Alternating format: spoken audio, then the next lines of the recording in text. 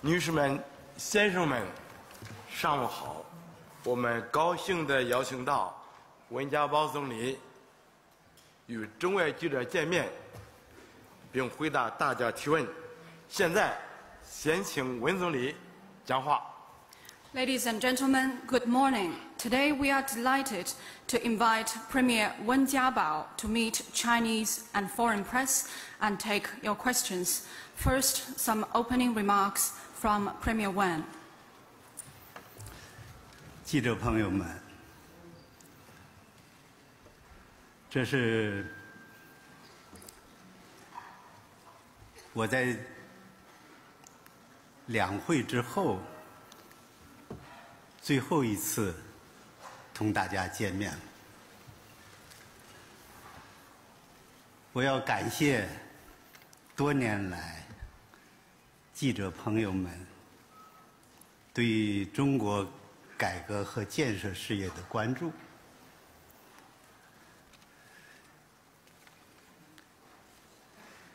今年可能是最困难的一年，但也可能是最有希望的一年。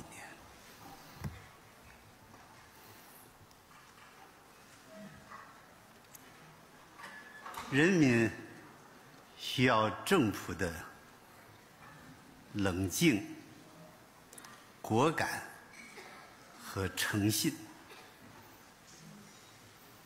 政府需要人民的信任、支持和帮助。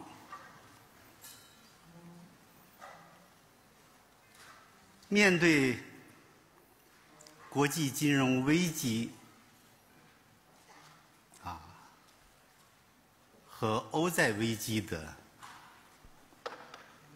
蔓延发展，关键是把我们自己的事情办好。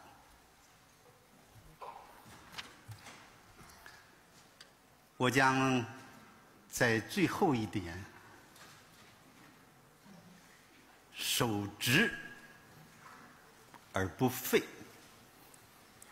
处义而不回，永远和人民在一起。 Friends of the press, this is the last time for me to meet the friends of the press after the MPC and CPPCC sessions. I want to first take this opportunity to express my appreciation for your long-standing interest in China's reform and development. This year may be the most difficult one, but it may also be the most promising year. The people need their government to be calm, resolute, and trustworthy. And the government needs the people's trust, support, and help. In the face of the deepening international financial crisis and a European debt crisis, what is most important is that we run our own affairs well. In my last year in office, I will not waver in carrying out my duties and will remain true to my conviction. I will always be with the people. Thank you. 我愿意回答大家的问题。Now I'm ready to take your questions. 好，请大家提问。中区第3排这位男士，对，第3排。谢谢主持人。总理您好，我是新华社记者，也是中国新华新闻电视网的记者。今年是本届政府任期的最后一年，请问总理，您如何评价自己的工作？谢谢总理。With Xinhua News Agency and the China Xinhua News Network Corporation, Mr. Premier, this year is the last year in the term of this government. How do you evaluate your work?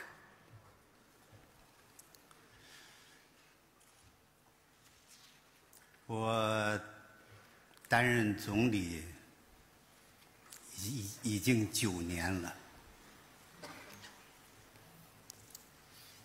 这些年过得不易，也不平凡，但我总觉得还有许多工作没有做完，许多事情没有办好，有不少遗憾。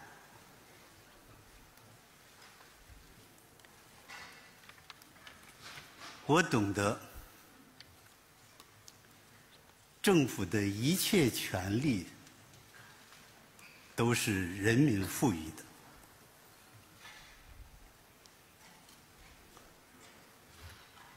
我所做的工作都是应尽的责任。我为能做人民的公仆，而为人民办些实事而感到欣慰。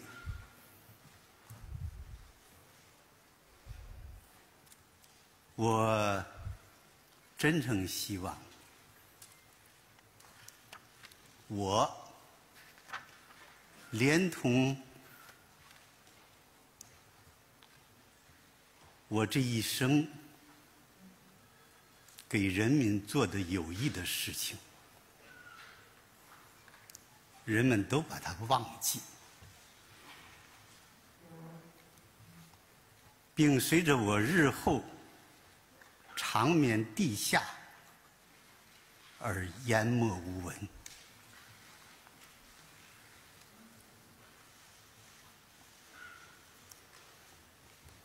由于能力所限，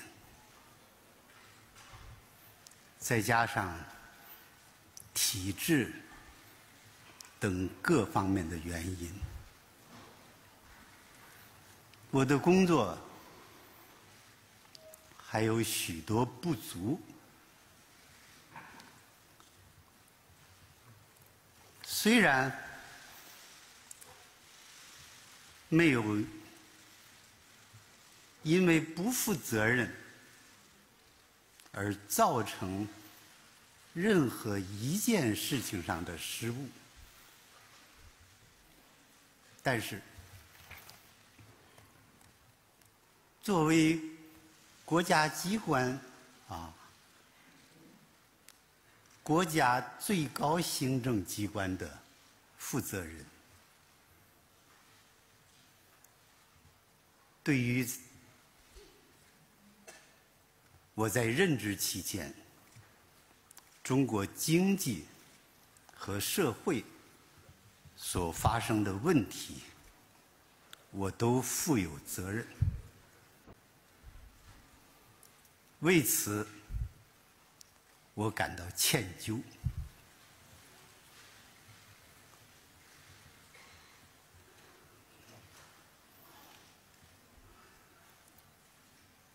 在最后一年，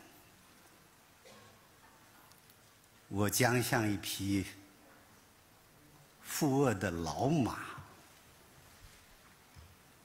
不到最后一刻绝不松套。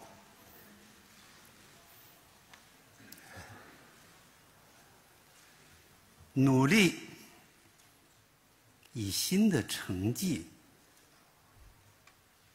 弥补我工作上的缺憾，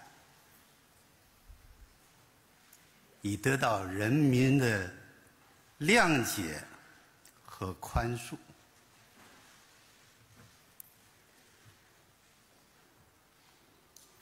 入则恳恳以尽忠，出则谦谦以自毁。我将坚守这个做人的准则，并把希望留给后人。我相信他们一定会比我做得更好。我秉承苟利国家生死以，其因祸福必趋之的信念，为国家服务整整45年。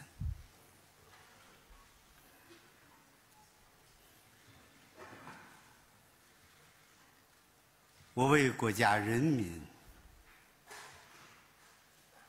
倾注了我全部的热情、心血和精力，没有谋过私利。我敢于面对人民，面对历史，知我罪我，其为春秋。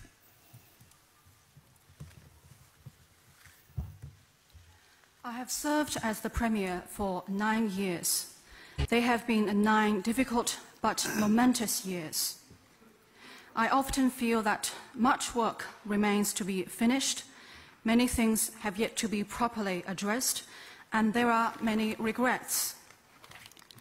I know full well that all power of the government comes from the people, and every piece of the work that I've done for the people during my term of office is only a fulfillment of my due responsibilities. I feel truly encouraged and happy that I get to have this opportunity to serve the people as a public servant.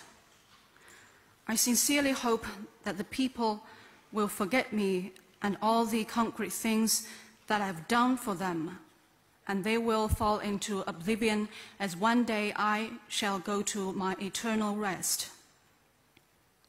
Due to incompetent abilities and institutional and other factors, there is still much room for improvement in my work. Although I have never committed any intentional error in my work because of dereliction of duty, as head of the top executive body of the country, I should assume responsibility for the problems that have occurred in China's economy and society during my term of office, for which I feel truly sorry. In my last year in office, I will be as committed as ever as an old steed. I will continue to make my utmost efforts to serve the people, to make up for the shortfall in my work with new achievements, and to win people's understanding and forgiveness. When one is in office, he should discharge his duty conscientiously. When leaving office, he should conduct himself with humility and exercise self-reflection. I will adhere to this principle in conducting myself, and I place hope on the next generation. I have full confidence that they will do better than me. I have devoted 45 years of my life to the service of this country, remaining committed to the conviction that I shall dedicate myself to the interests of the country in life and death, irrespective of personal weal and woe. I have always made utmost efforts with strong passion and energy to serve the country and the people, and I have never pursued personal gains. I have the courage to face the people and to face history. There are people who will appreciate what I have done, but there are also people who will criticize me. Ultimately, history will have the final say.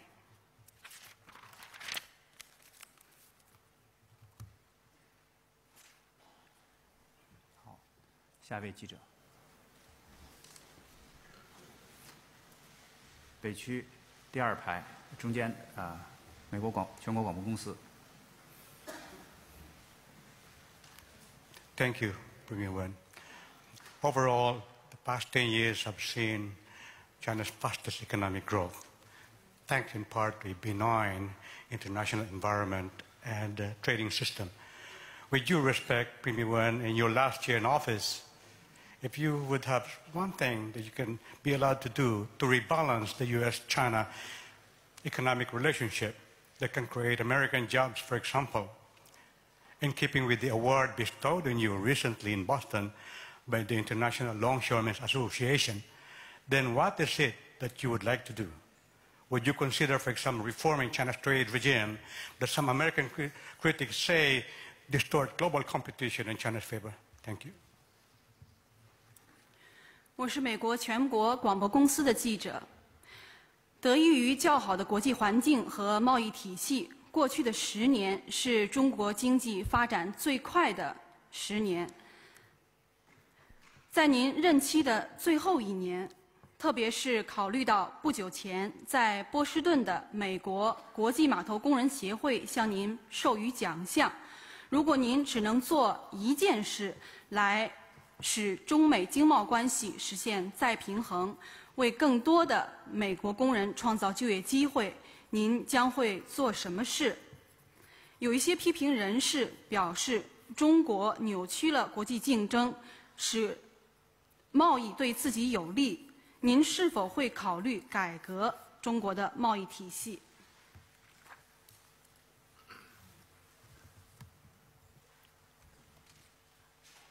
最近，美国码头工人协会授予我一个美国工人最佳之友奖。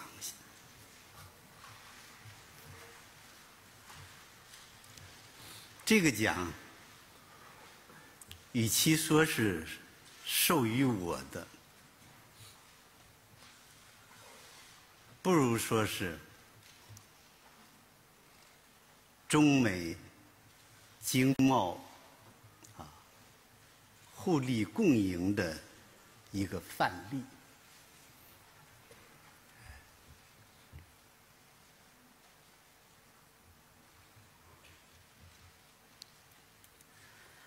如果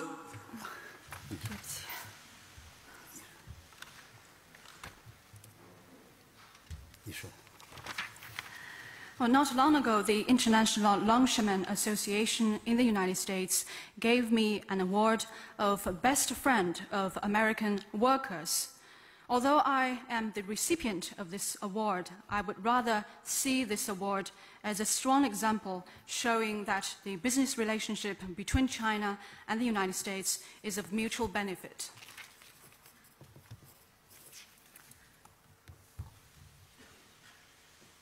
记者先生提到，如果我做一件事，能够缓解中美贸易的不平衡，那么我选择哪一件事情？其实这个问题，我已经深思熟虑很久了。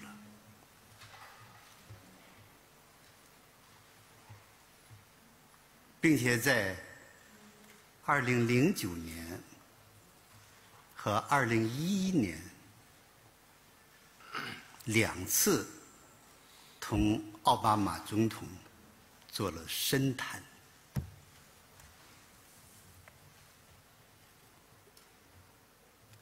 我以为解决中美贸易的不平衡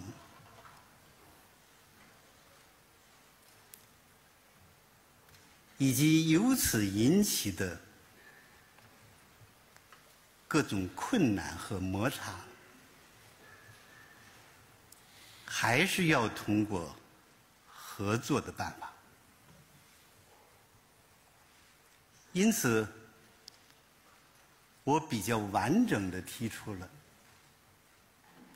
关于促进中美经贸、金融与投资合作的一揽子计划的建议，它包括进一步发展中美之间的双向贸易，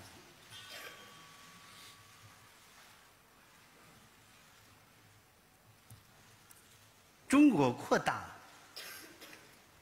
与美国产品的进口，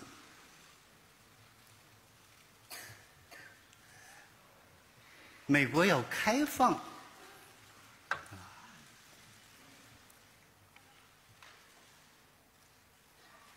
美国产品的出口，取消限制。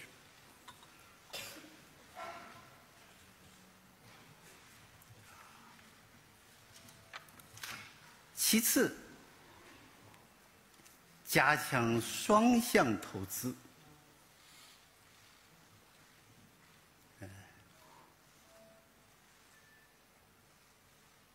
两国应该为投资创造有利条件，并实行投资保护。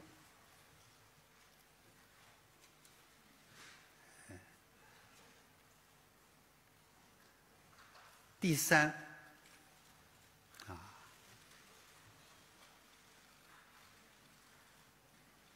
加强两国在新能源、新材料、节能环保、航天航空等高科技领域的合作，开辟新的合作领域。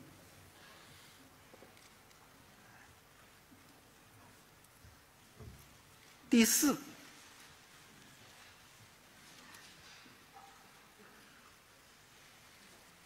就是加强基础设施的建设的合作，并使这种合作与金融合作相联系。就是说，中国将投资美国的基础设施建设，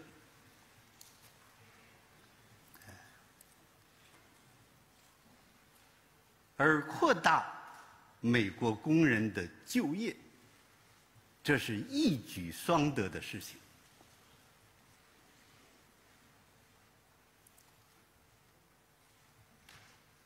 奥巴马总统非常重视我的建议，双方已经就此进行研究。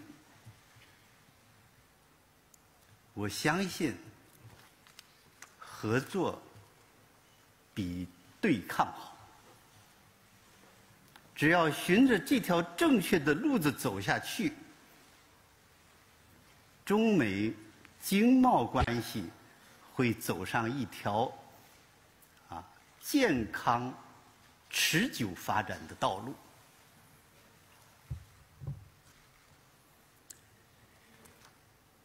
至于你说到美国关系、中国贸易体系的改革问题，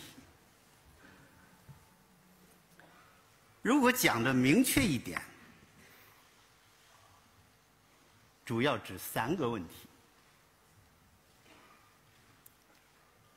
第一，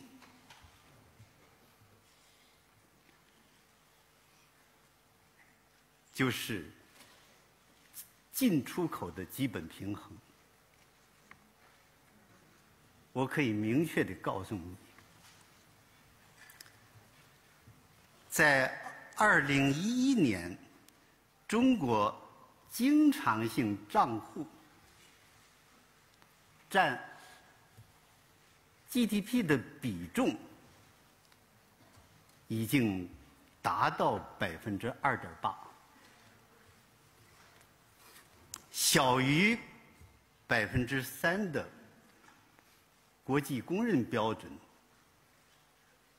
也就是说，在国际收支和货物贸易上，中国已经实现了基本平衡。第二，汇率，这是美国关注的。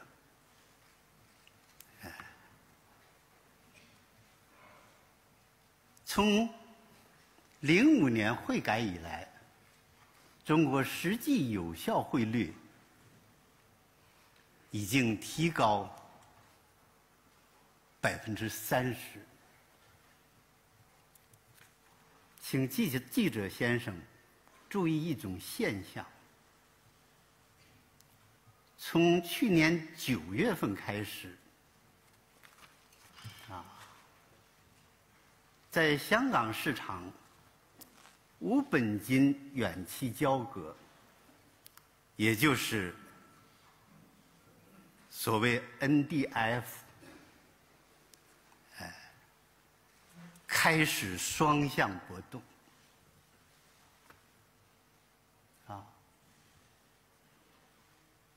这就告诉我们，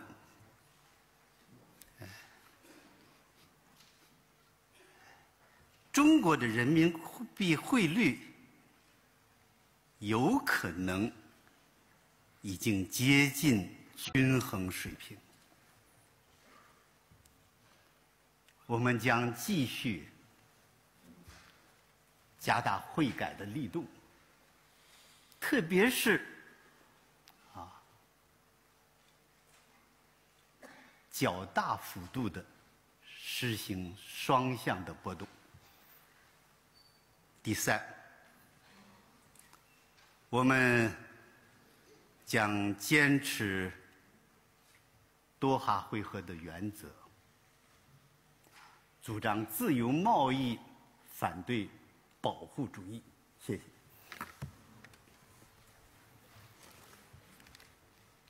You asked me if there is but one thing that I can do to ease the trade imbalance between China and the United States. What steps will I take?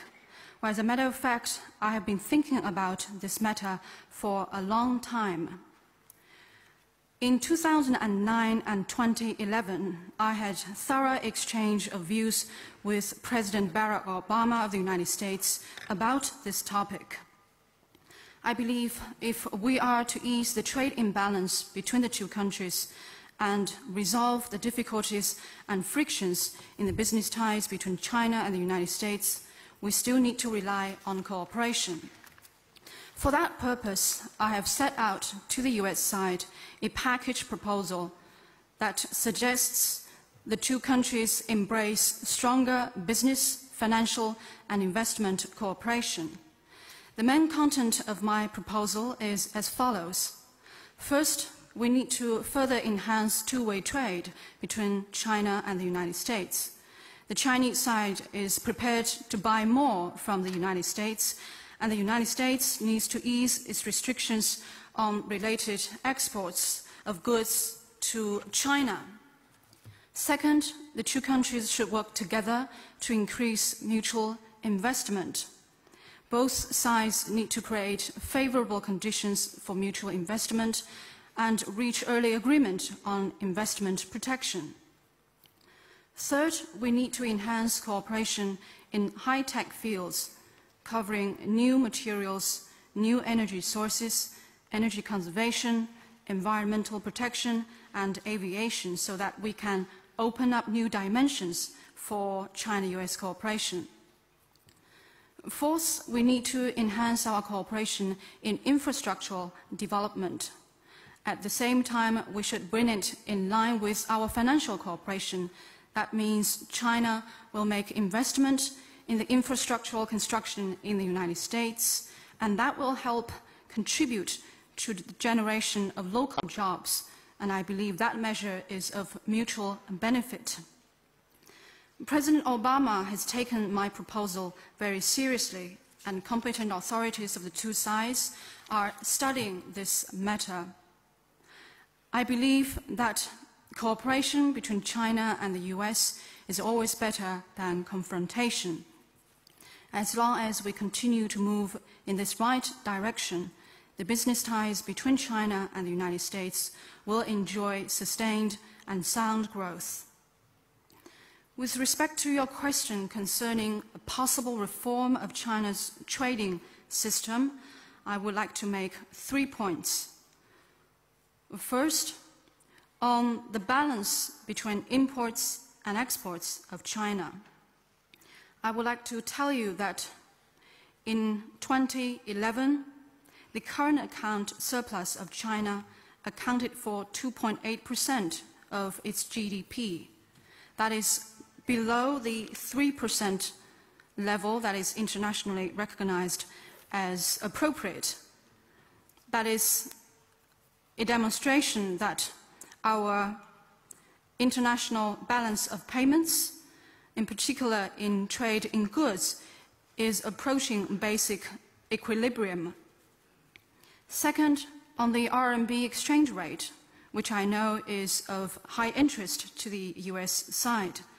Since we launched the reform of the RMB exchange rate formation mechanism in 2005, the real effective exchange rate of the Chinese currency has appreciated by about 30%.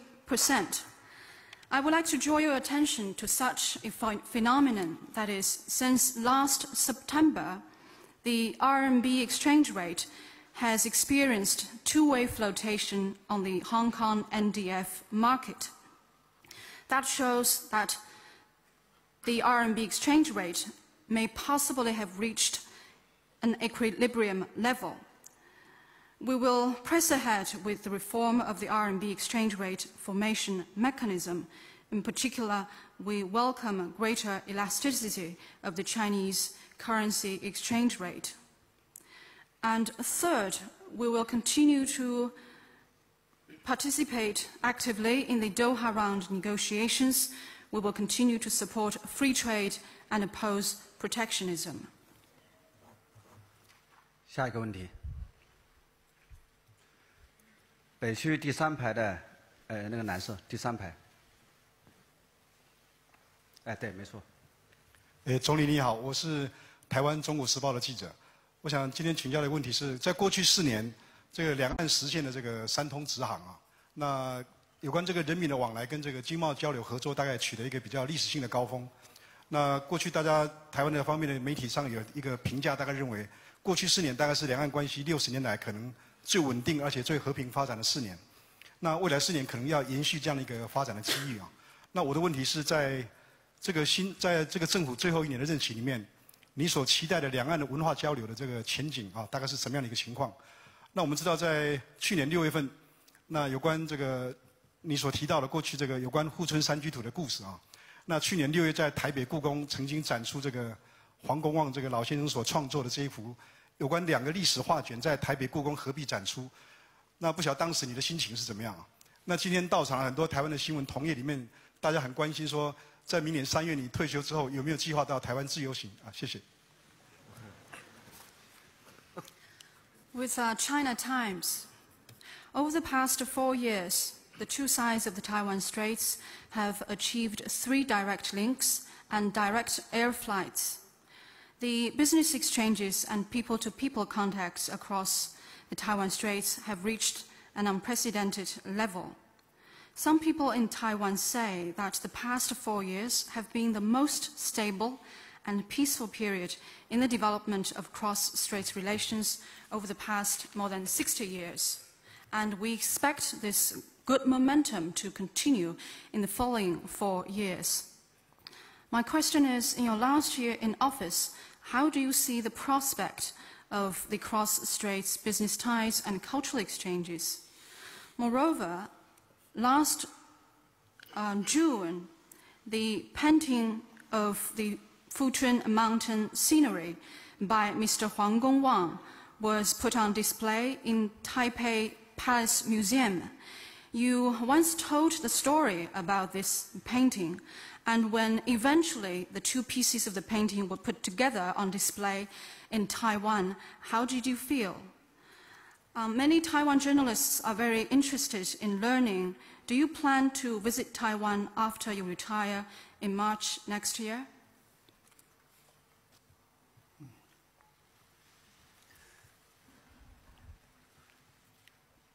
我已经连续10年在这个场合谈台湾问题了，每一次心情都很不平静。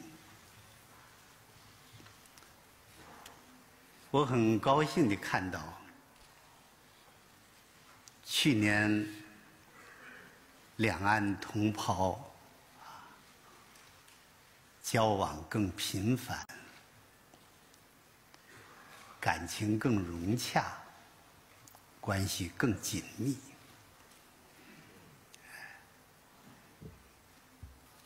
9·2共识的政治、经济、文化和民意基础更牢固。如果说在本届政府最后1年，在促进两岸关系和平发展，特别是在加强经贸关系方面再做一点什么实事，我首先考虑的是要加快ECFA 的后续谈判，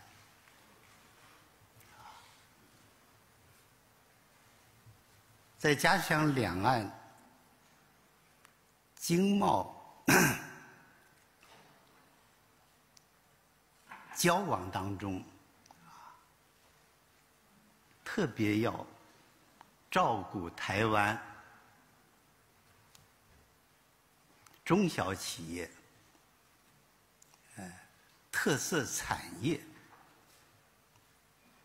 和基层群众的利益，尤其是中南部群众的利益。两岸的金融合作会有进一步的发展，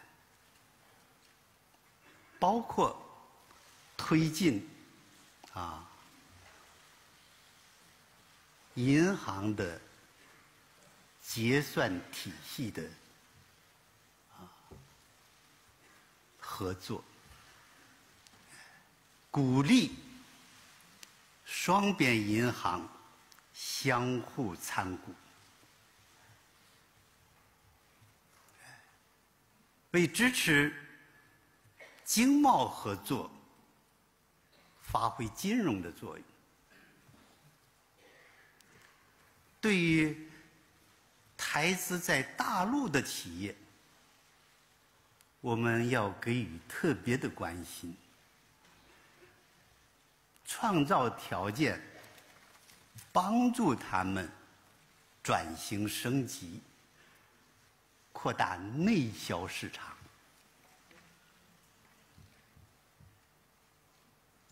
我在09年在这里讲了富春山居图的故事。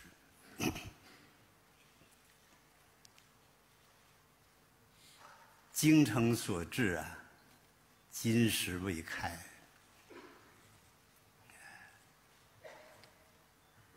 我高兴地得知啊，这幅分离很久的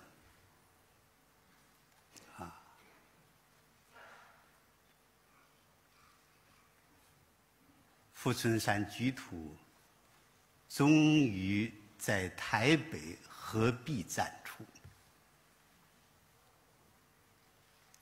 这反映出中华文化具有强大的向心力和震撼力。我虽不能至，但心向往之。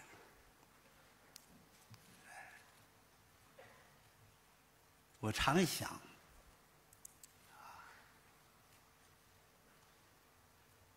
难道几千年的文化的恩泽，就不能消弭几十年的政治的恩怨。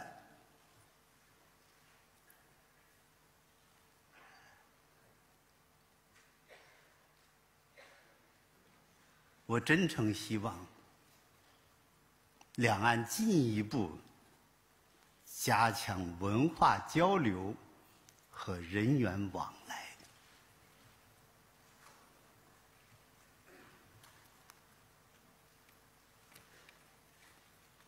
至于我在退休以后能不能到台湾去自由行，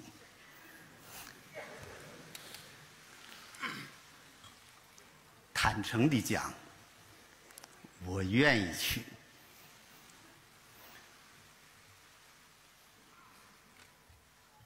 但是还得看条件。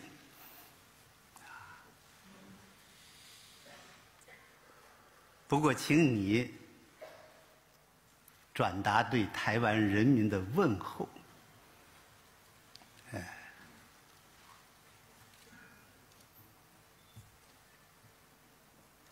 我想起了台湾割让以后，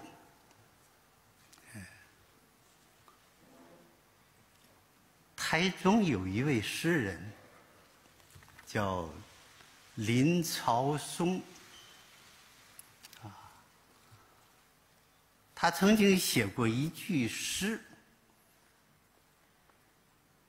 叫“晴天再补虽无数，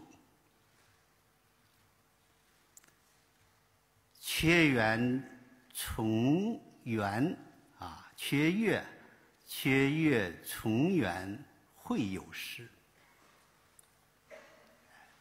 我相信，只要全体中华儿女共同努力，祖国统一和民族振兴的大业一定能够实现。这是整个中国人的骄傲。谢谢。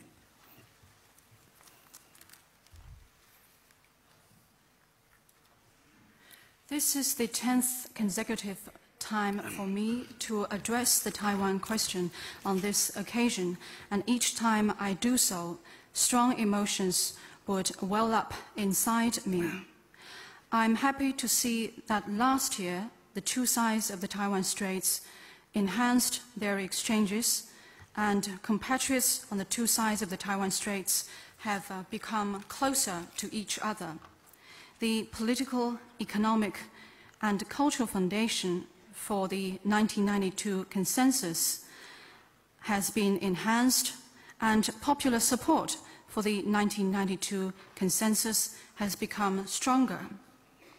You asked me, in the last year of the term of office, what further steps will this government take to promote peaceful development of cross-strait relations, and in particular to enhance the business ties between the two sides? Well, I would like to say that we will accelerate the follow-up negotiations of ECFA. In expanding the business ties between the two sides, we will pay particular attention to accommodating the interests of small and medium enterprises in Taiwan, the industries of local characteristics in Taiwan, and the grassroots people in Taiwan, particularly those in central and southern Taiwan. At the same time, we will promote cross-straits financial cooperation. We have the plan to put in place a bank clearing system, and we will encourage banks of the two sides to acquire stake in each other, so that banks will be able to play their due roles in boosting economic cooperation and trade between the two sides. We will pay particularly high attention to the development of Taiwan-invested enterprises on the mainland. we will create favorable conditions to help them achieve upgrading and expand the domestic market. In 2009, I told the story about the painting of Fuchun Mountain. I believe that with utmost sincerity, no difficulty is insurmountable. I'm encouraged to learn that the two pieces of this painting, which have been apart from each other for so long, were finally put on display as one piece in Taipei. This shows that the Chinese culture has strong cohesiveness and inspiration. I wish that I could have been able to go and see for myself. I cannot help but ask, why can't the nourishment of our common cultural bond that has stretched several thousand years resolve the political grudges between the two sides that have lasted just several decades? It is my sincere hope that the two sides will work together to promote people-to-people and cultural contacts. You asked me if I would like to take a tour to Taiwan after retirement. Well, honestly, I would really love to do it if the conditions permit. I would like to ask you to convey my greetings to the compatriots in Taiwan. At this moment, I cannot help but recall a poem written by a person from central Taiwan by the name Lin Chaosong. He wrote the name shortly after Taiwan was ceded. The poem reads, "There is no way to mend the heel in my heart, but there will be a day when the half moon becomes full again." I truly believe that with joint efforts of all compatriots of the Chinese nation, we will achieve the reunification and revitalization of the country. And that is something that all Chinese can take pride in. 下位记者，南区第6排，左边第3个位，新加坡联合早报。谢谢温总理您好，新加坡联合早报很高兴能在您最后一次的两会后记者会上提问。我们的问题是，最近几年您多次在不同场合提到了政治体制改革，引起了很大的关注。那请问您多次反复提到政治体制改革的原因在哪里？中国推进政治体制改革的难度又在什么地方？谢谢。With Lianhe Zaobao of Singapore, in recent years you have addressed political structural reform on several occasions, and that has attracted wide attention. Why have you done so, and what is the difficulty that confronts China's political structural reform? 是的，这些年我多次谈到政治体制改革，应该说已经比较全面和具体了。如果问我为什么关注这件事情，我出于责任感。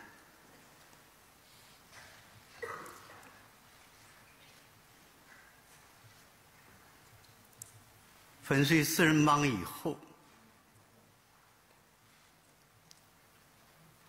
我们党虽然做出了若干历史问题的决议，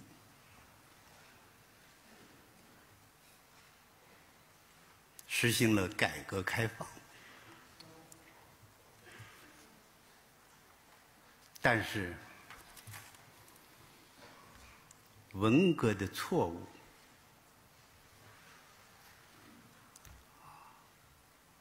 和封建的影响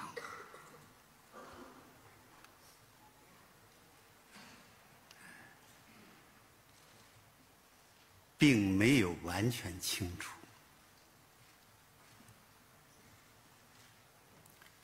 随着经济的发展，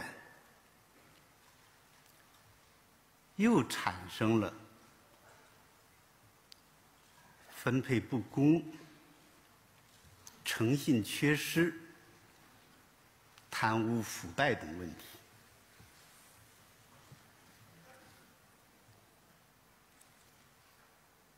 我深知解决这些问题，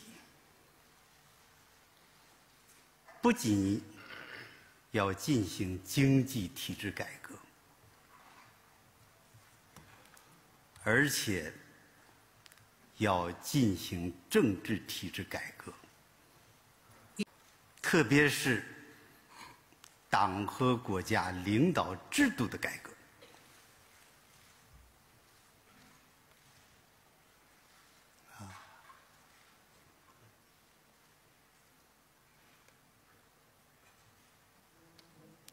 现在改革到了攻坚阶段，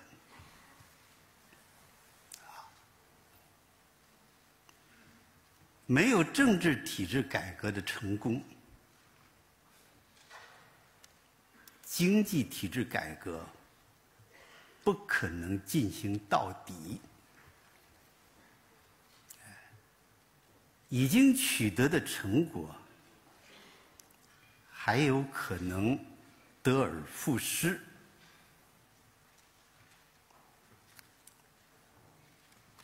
社会上新产生的问题，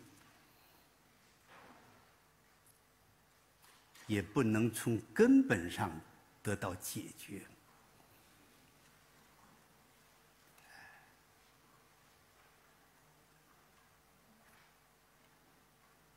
文化大革命，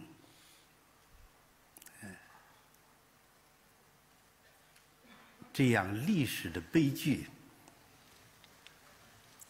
还有可能重新发生。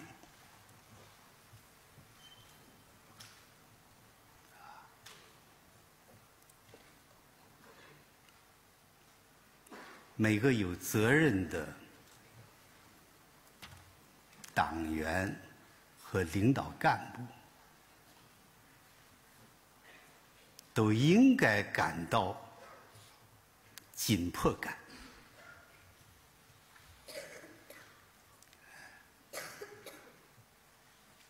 当然，我深知改革的难度，主要是任何一项改革必须有人民的觉醒、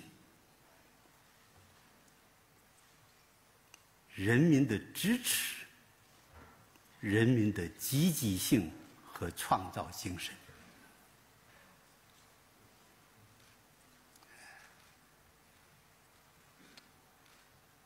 在中国这样有13亿人口的大国，又必须从国情出发，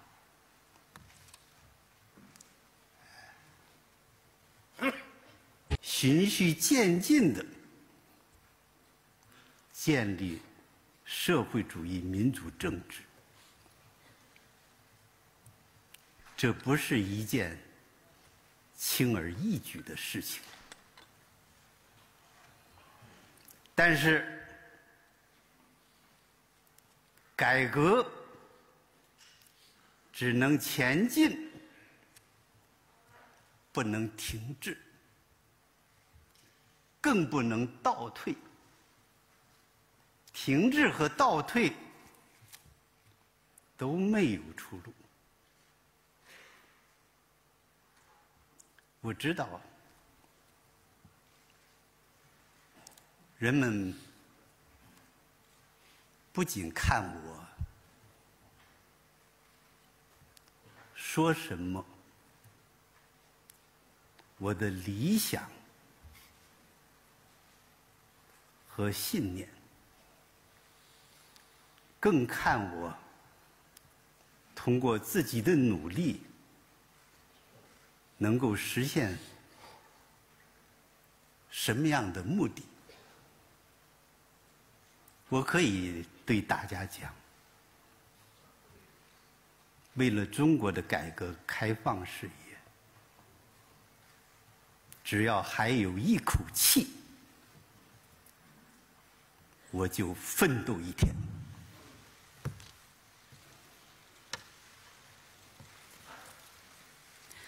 I have addressed the topic of political structural reform in China on many occasions in recent years. And actually, I have set out my views on this topic in full and in detail. Why have I taken such a keen interest in this matter? I would like to say that it is because I have been seized by a strong sense of responsibility. After the crackdown on the Gannet 4, our party adopted the resolution on the several historical matters and took the important decision of conducting reform and opening up in China. However, the mistake of the Cultural Revolution and impact of feudalism have yet to be fully eliminated. And as our economy continues to develop, such new problems as income disparities, lack of credibility, and corruption have occurred. I am fully aware that to resolve these problems, we must press ahead with both economic structural reform and political structural reform, in particular reform in the leadership system of our party and country. Now, reform in China has come to a critical stage. Without a successful political structural reform, it is impossible for us to fully institute economic structural reform, and the gains we have made in this area may be lost. New problems that have cropped up in China's society will not be fundamentally resolved, and such historical tragedy as the Cultural Revolution may happen again. I believe any member of the party and government official with a sense of responsibility should fully recognize that this is an urgent task for our country. I know very well that the reform will not be an easy one. The reform will not be able to succeed without the consciousness, the support, the enthusiasm and creativity of our people.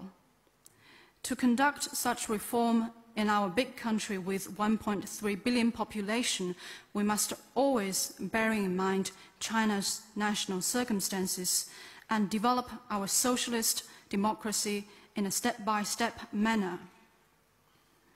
The reform can only go forward. The reform must not stand still, still less go backward, because that offers no way out.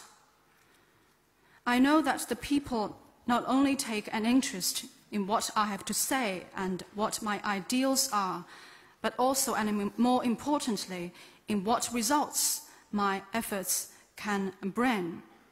I would like to tell you that even with a single breath, I am still prepared to dedicate myself fully to advancing China's reform and opening up cause.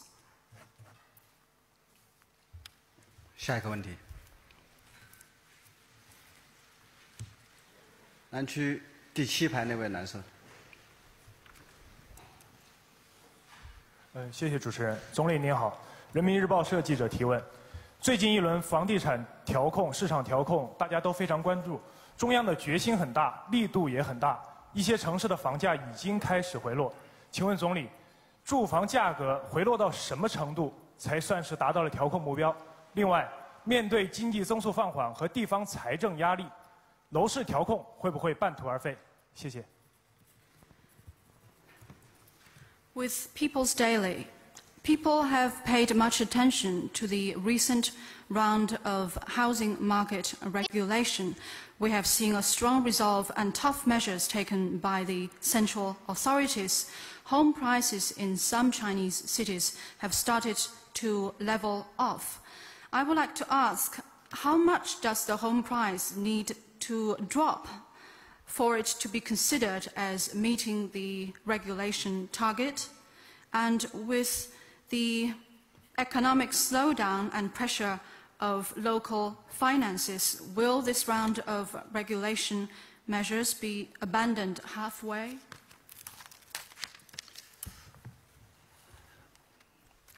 我最近出于一种责任感，把从03年开始的房地产调控认真地回顾了一下。其实我们在03年已经提出了6条调控措施，05年又制定了国8条，06年又制定了国6条。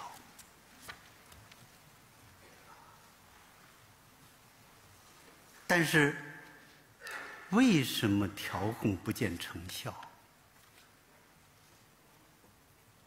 群众也在责怪我们，说房价越调越高，政策不出中南海。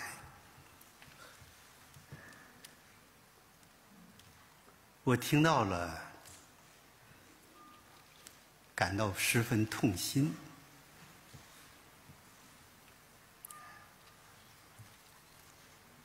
我觉得，房地产市场关系到财政、金融、土地、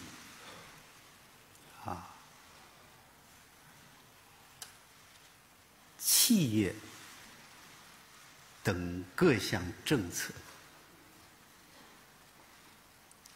涉及到中央和地方的利益关系，特别是地方从土地收让中获取大量的收入，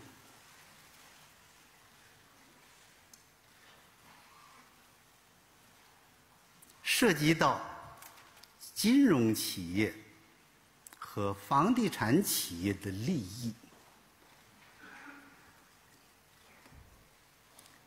改革的阻力相当之大。为什么这2年房地产调控在艰难中看到一点曙光？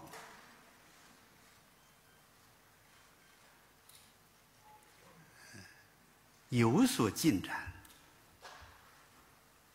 首先是我们调控的决心坚定而不动摇。其次，我们抓住了一个抑制投机和投资性需求的要害问题，采取了有针对性的政策措施。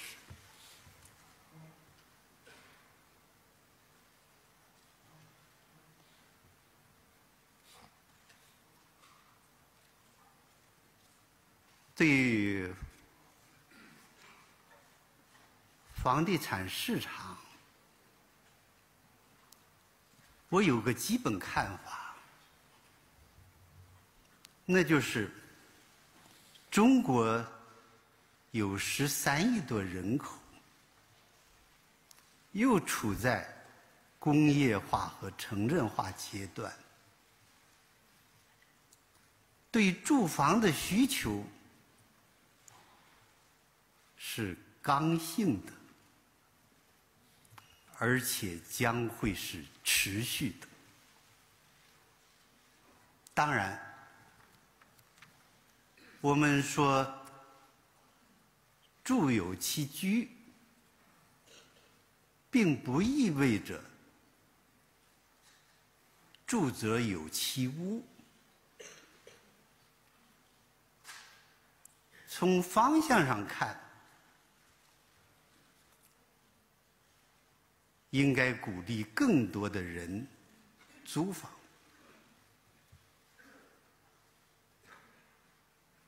关于房地产市场发展，我有几个观点。第一，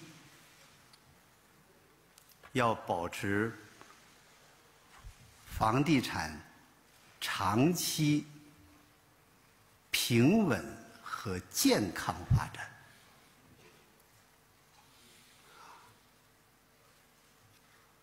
如果盲目发展，出现经济泡沫，一旦破灭，不仅影响房地产市场，而且会拖累整个经济。第二，什么叫房价合理回归？我以为合理的房价应该是使房价与居民的收入相适应。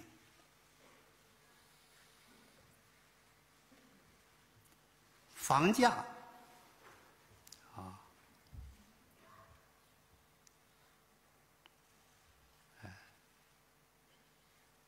与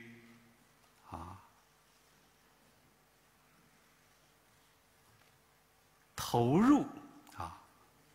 入和合理的利润相匹配。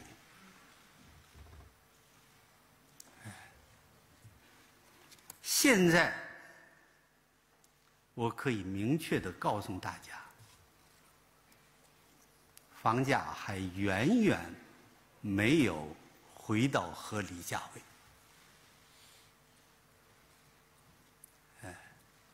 因此，调控不能放松。如果放松，将前功尽弃，而且会造成房地产市场的混乱。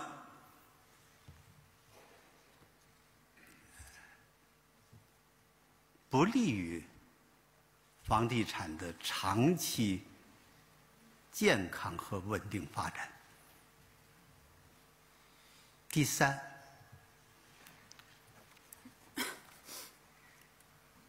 房地产的发展毫无疑问要充分发挥市场配置资源的基础性作用。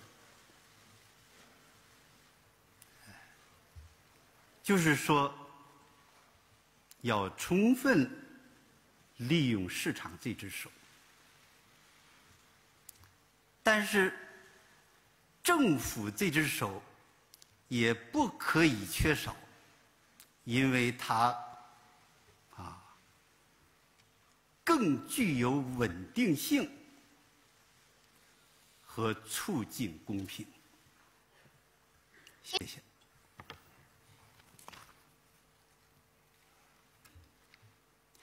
We have started to take regulatory measures for China's housing market from 2003. And recently, I have fully reviewed all these measures we have taken since then. As a matter of fact, in 2003, we already released 6 measures to regulate the housing market. In 2005, the State Council issued 8 measures, and in 2006, another 6 measures were adopted. But why haven't these measures made a difference?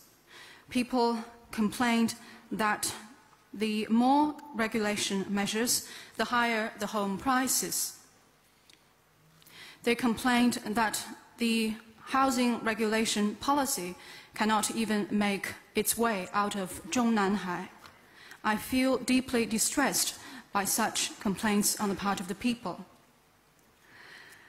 I have recognized that the housing market concerns the fiscal, financial, and land policies of the government, as well as the interests of companies. It involves the relationship between the central and local governments. In particular, it involves the large amount of revenues of local governments from the transfer of land use rights.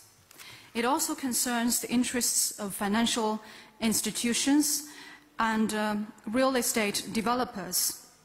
Our reform on this front has encountered massive resistance. But why, in the past couple of years, have we seen a glimmer of hope amidst all the difficulties in regulating the housing market?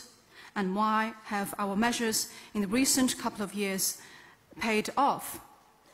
Well, it is because, first, we have a very firm resolve. Second, we have been able to put our finger on the crux of this problem, that is, to curb the speculative and investment-driven demand, and we have taken focused measures to address this problem.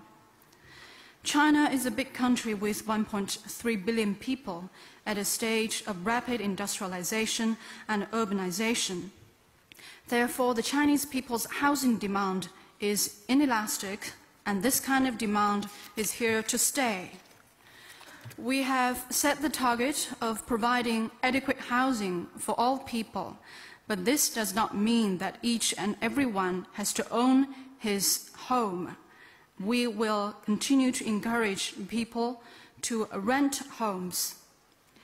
With respect to the development of the housing market in China, I would like to make 3 observations.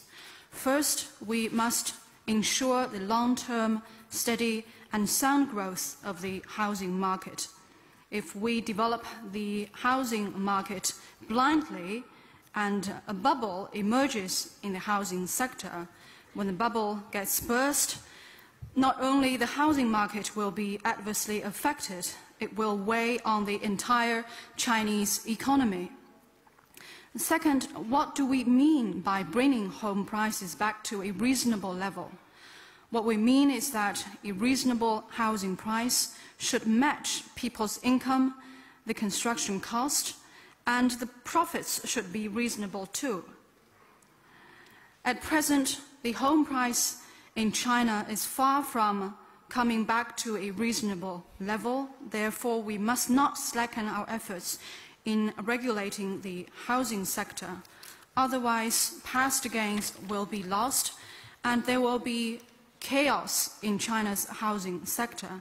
That is not in the interest of promoting the long-term, steady and sound growth of the housing market in our country. And third, in developing the housing market, we must fully bring out the fundamental role of the market in allocating resources. That is to say, we will make most of the hand of the market, but at the same time, the hand of the government is indispensable too, because that can promote stability and social fairness. 好，下一个问题。中区第5排，第8位那位男士。对。总理你好，我是来自香港无线电视。总理，您03年曾经访问过香港，那9年过去了，香港也发生了很多的变化，而我们也将迎来新的变化。对于现在进行的香港特首选举，请问总理你有什么看法？另外，随着政府换届跟欧债危机等挑战外，你认为香港还面对怎么样的深层次的问题有待解决？最后，对于香港未来的发展，总理你有什么的祝愿？谢谢。With TVB of Hong Kong, Mr. Premier, you visited Hong Kong in 2003, and much has changed in the past 9 years since your last visit to Hong Kong. Now the Hong Kong people are having election of a new chief executive. How do you see the election of the chief executive in Hong Kong SAR? In addition to the challenges brought by a change of government and the European debt crisis to Hong Kong, what underlying problems do you think Hong Kong faces, and how do you see the future development of Hong Kong?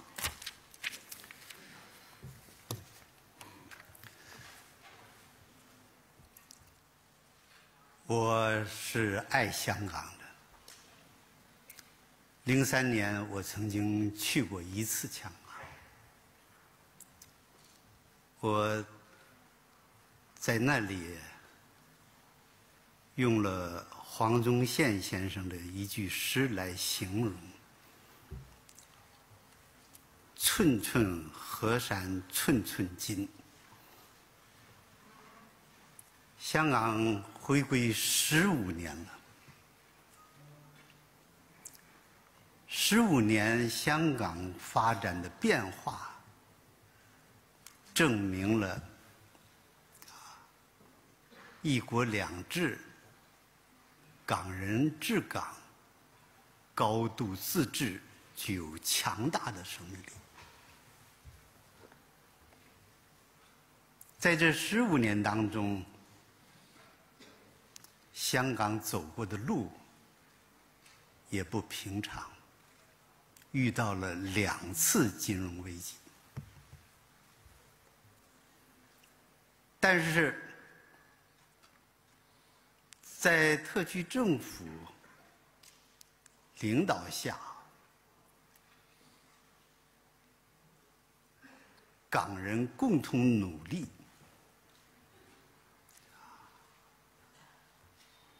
战胜了金融危机。香港至今仍保持着国际金融中心的地位和高度的自由经济。2011年，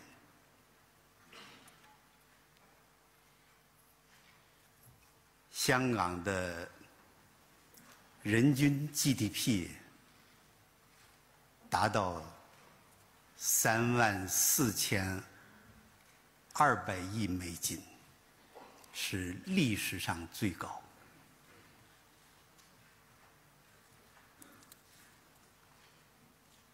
就业也处于较好的水平。但是，香港现在是困难与机遇同在。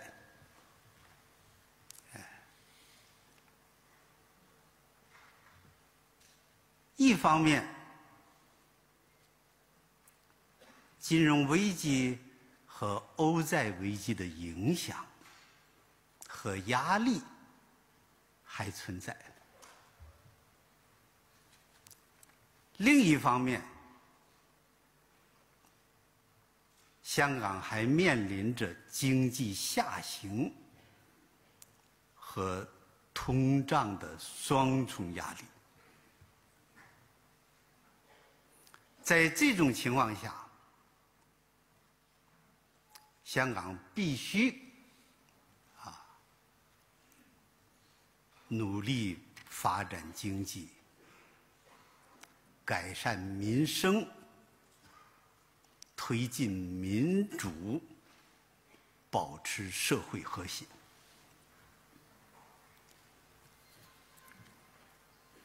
而且重点解决好社会公平、物价高涨、居民住房和教育、医疗等重大问题。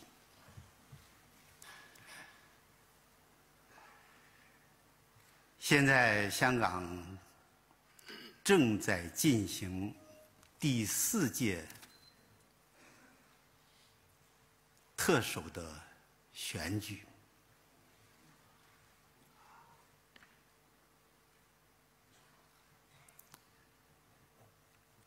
我相信，只要坚持公开、公正、公平的原则，并且严格依照法律程序办事，香港一定能够选出一个为多数港人所拥护的特首。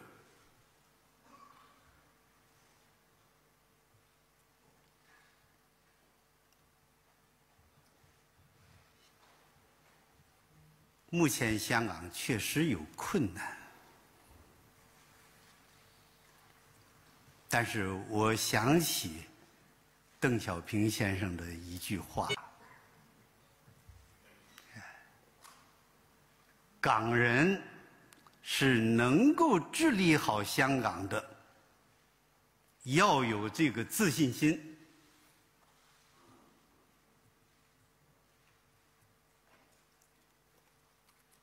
我真想再去一次香港，到淘大花园看看那里的居民，到港大同学生们进行交流。请记者转达我对香港同胞的问候，谢谢。I have deep love for Hong Kong. During my visit to Hong Kong back in 2003, I quoted a line from a poem written by Mr. Huang Zunxian to express how I feel about Hong Kong. He wrote, "Every inch of the rivers and mountains of the land is precious as gold." Well, 15 years have passed since Hong Kong returned to the motherland. What has happened in Hong Kong over the past 15 years has shown that the principle of one country, two systems, Hong Kong people administering Hong Kong, and high degree of autonomy has strong vitality. In the past 15 years, Hong Kong has traveled a momentous course.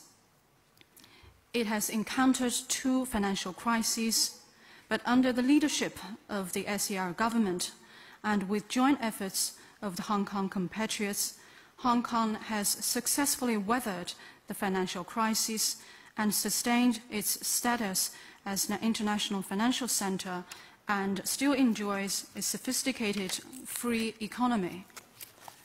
In 2011, the per capita GDP of Hong Kong reached a record high of $34,200 US, and the employment situation there is in a positive shape. Hong Kong now faces both difficulties and opportunities. The financial crisis in the world and the European debt crisis still have exerted an adverse impact on Hong Kong, and the pressure is still there. Moreover, Hong Kong is under the dual pressure of a slowing economic growth and inflation. Under such circumstances, Hong Kong must continue to work hard to develop the economy, improve people's lives, advance democracy, and maintain social harmony. In particular, efforts should be made to address such important matters as social equity, consumer price hikes, people's housing needs, education, and people's medical care on a priority basis. The election of the 4th Chief Executive of the Hong Kong SAR is currently underway. I believe that as long as the principle of openness, justice and fairness is observed and the relevant legal procedures are complied with, the Hong Kong people will elect a chief executive who enjoys the support of the vast majority of the people in Hong Kong. It is true that Hong Kong faces some difficulties, but I cannot help but recall a remark made by Mr. Deng Xiaoping. He said there should be confidence that the Hong Kong people can run Hong Kong well. I truly hope that I will have another opportunity to go to Hong Kong, to visit the residents in the Taoda residential area, and to talk to the students of the University of Hong Kong. I would like to ask this journalist from Hong Kong to convey my best regards to the Hong Kong compatriots. 下位记者，中区第2排左边第4位，华盛顿邮报。 Thank you. From the Washington Post newspaper in the USA. Thank you, Prime Minister, for coming here and answering our questions for one last time. 1 year ago here, you were asked by one of my colleagues about the possibility of elections in Hong Kong. And you said it had to come gradually, step by step. The Chinese had to first show they can run a village and then a township. This year, people all over the world are electing their leaders in direct elections. And that has had many people wondering and asking the question, exactly when will Chinese citizens enjoy these same rights to elect their leaders in a competitive direct election? Thank you. 我是华盛顿邮报的记者。1年以前呢，我的一个记者同事曾经向您问到一个关于在中国进行直选的问题。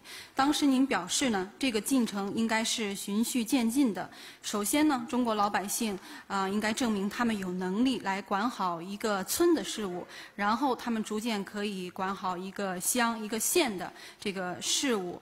今年呢，在世界许多国家，老百姓都将会通过直接选举选出自己的领导人。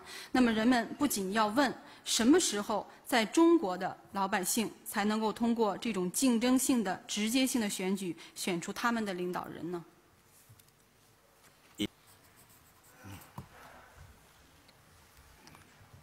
是的，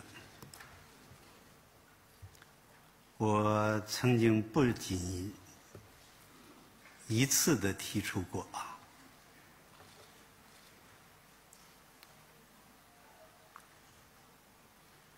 要坚定不移地实行村民自治，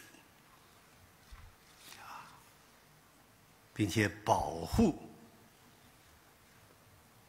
村民直选的合法权利。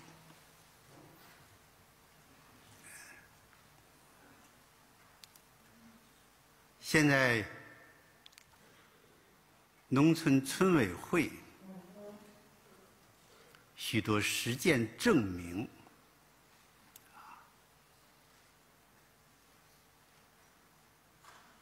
农民通过直选村委会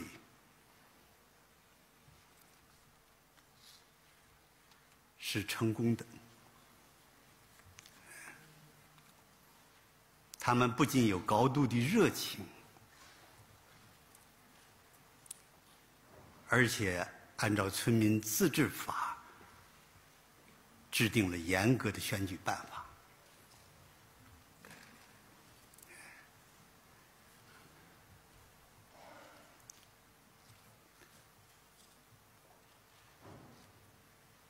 我至今还是这样认为。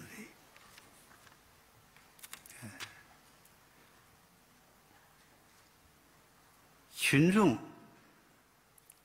能够管好一个村，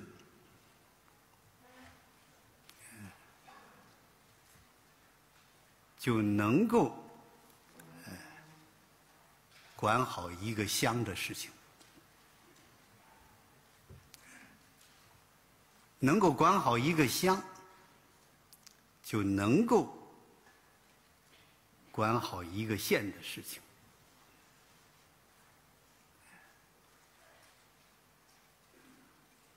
我们应该按照这条道路，鼓鼓励群众大胆实践，并且在实践中使他们受到锻炼。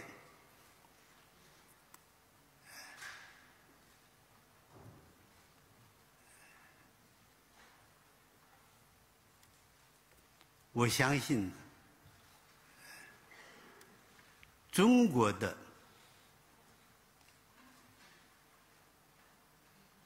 民主制度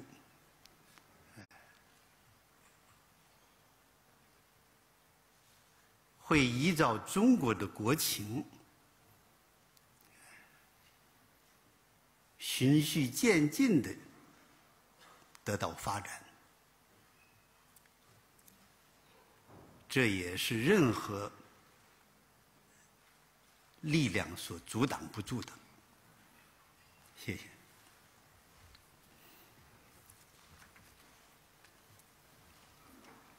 I have said on several occasions that we must adhere to the practice of self-governance by villagers in China and the villagers' lawful right to directly elect the village committees must be protected. What has happened shows that this has been a successful practice. The Chinese villagers have shown strong enthusiasm in participating in this process, and strict methods of election have been formulated on the basis of the law of self-governance by villagers of China. I still believe that if the people are able to run the affairs of a village well, gradually they will be able to run the affairs of a township and then a county. We must continue to encourage the people to take bold steps to experiment, and that can help enhance our people's ability in this regard through various practices. I believe that the democratic system of China will continue to move forward in keeping with China's national conditions, and no force will be able to hold this process back. Thank you. 好，下一个问题。北区第6排那位男士。挡住了，对，摄像机，对，那位男士，对，这位，第二个，对。感谢主持人，总理你好，财经杂志记者提问：今年的经济增速调低为7.5%，这是否意味着，这是暂时性的这个减速，还是会变成一个常态性？那么中国经济是否已经告别了高增长的阶段？还有就是国际社会上在某种程度将度过经济危机的希望基于中国经济的高速增长。现在中国调低了增速，会对国际经济的复苏产生哪些影响？谢谢。With Caijing, the GDP growth target for this year has been set at 7.5%. I would like to ask, is it just a temporary cut in the growth speed, or is it more of a permanent one? Does it mean that this will be the end of China's high economic growth period? Secondly, the international community has, to some extent, placed the hope of tiding over the financial crisis on China's strong economic growth. How will the downward adjustment of China's growth target affect global economic recovery?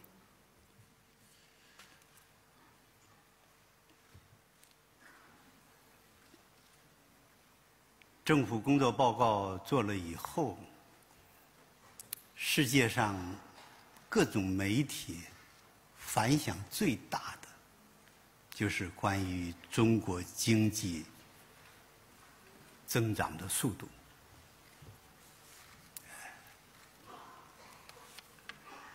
我以为他们抓住了一个要害问题。这次我们将多年的中国经济增速在8%以上调低到7.5%。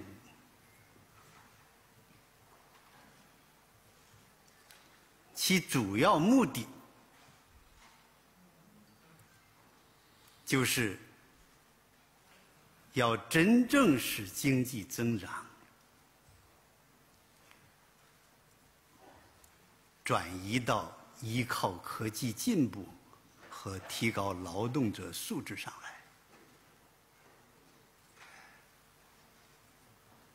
真正实现高质量的增长，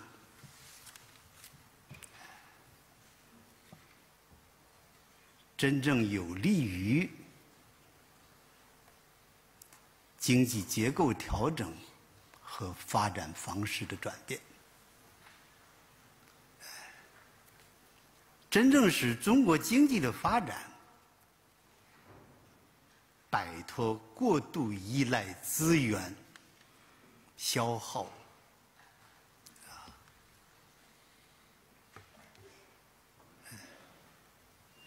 和污染环境，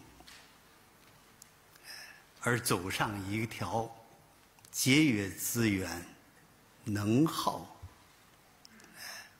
保护生态环境的正确道路上来，真正使中国经济的发展能最终惠及百姓的民生。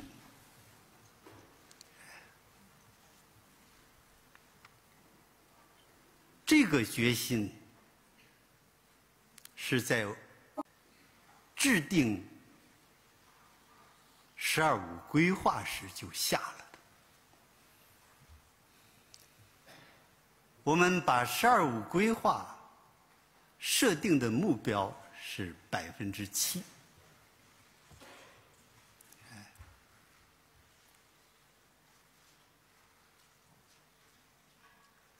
今年确定经济增长7.5%，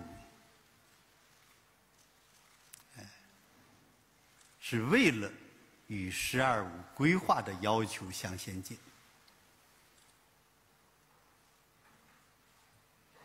同时，我也必须说明，这是我们主动调控的结果。应该承认，由于欧债危机、外部市场萎缩，中国经济有下行的压力。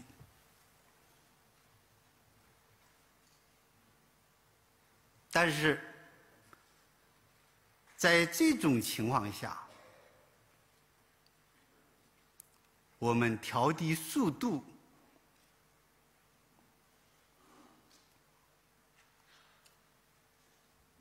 还主要是为了结构调整。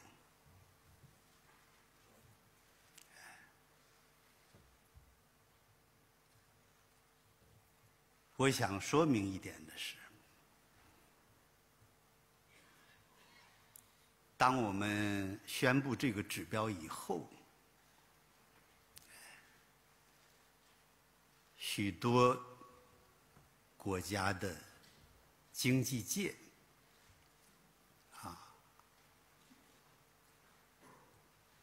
专家学者、新闻媒体都认为，从本质上看，这是一个利好消息，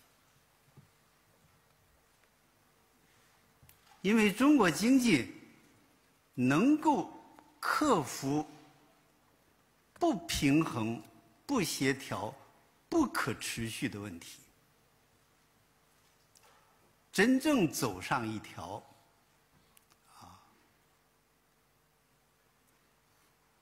注重质量的发展道路，从根本上有利于世界经济的发展。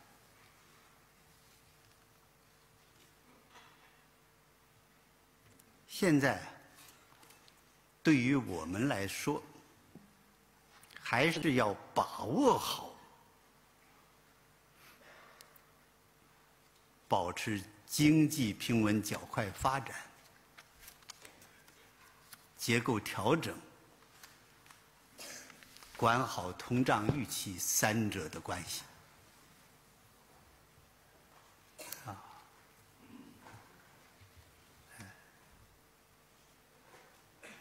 中国的经济总量已经达到47万元的人民币。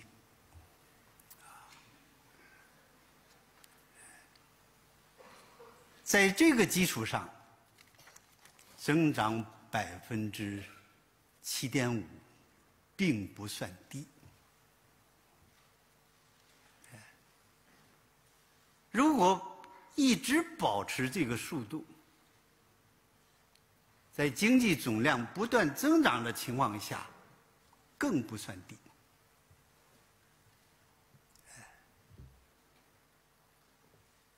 而且，我们要想方设法，使同样的经济总量能够换取更大的经济效益，能够使百姓能得到更多的实惠。我们一定能够做到这一点，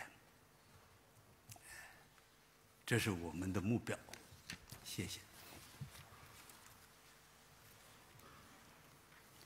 After I delivered the government work report, the highest attention from media organizations across the world has been paid to the annual growth target of China. I believe they have put their interest on a very important issue.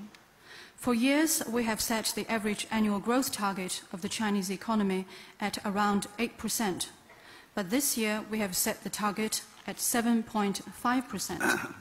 This is because we want to shift China's economic growth towards the progress in science and technology and the higher educational level of the Chinese labor force. We hope that China's economy will achieve a high-quality growth, and our economic development will serve the primary goals of making structural adjustment to the Chinese economy and the shift of our growth model.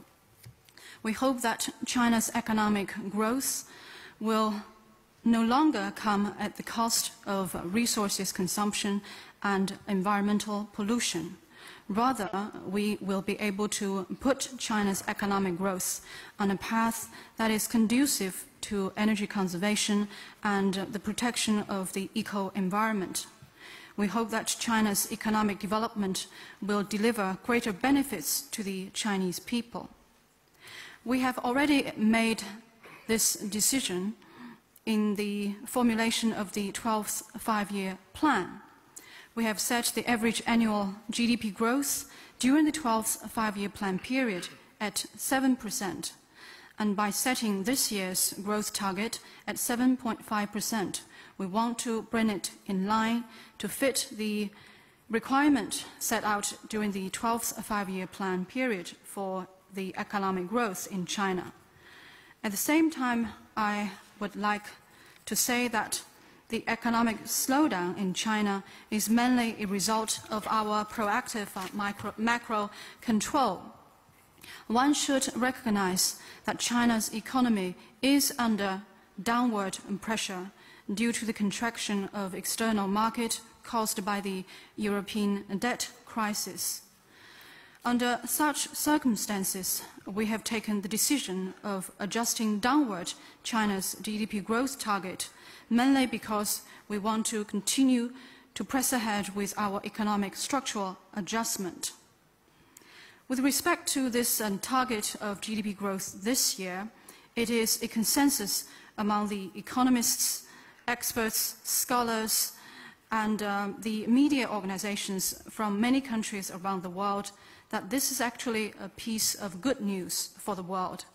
Because if we in China can truly overcome the problem of lack of adequate balance, coordination, and sustainability in our economic growth, and get the Chinese economic growth on a path of quality development, this, in a fundamental way, is good news for the development of the global economy. We must continue to strike a balance among maintaining steady and robust economic development, making economic structural adjustments, and managing the inflation expectations. China's economic aggregates now total around 47 trillion RMB yuan, and that is a very large base figure.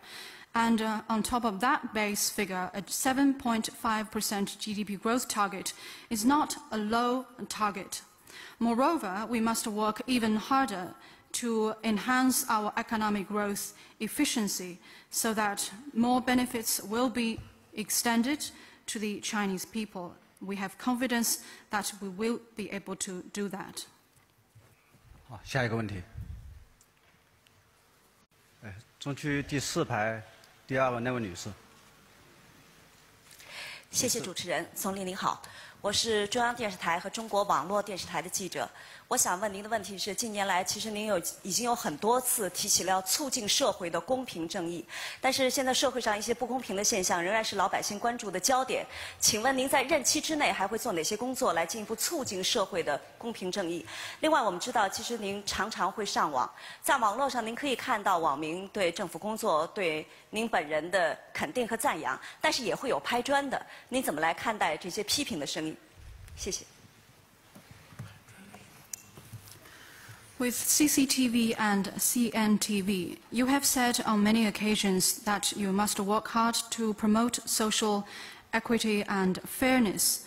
But the Chinese people still feel that there are still many problems that involve lack of equity and justice in the Chinese society. I would like to ask you what steps will you take during the remainder of your term of office to promote social fairness and justice? Secondly, we know that you often log onto the internet, and there have been a lot of comments by the netizens of China on your work of the government and you yourself. And there are both positive ones and some critical comments. How do you see the criticism about you and your work on the internet?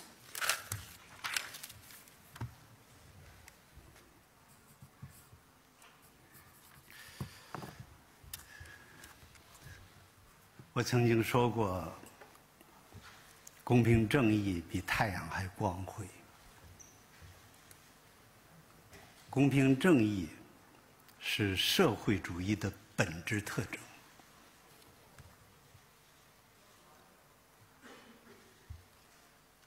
实事求是地讲，9年来，我们为实现社会的公平正义做了大量不可磨灭的工作。首先，在法律上，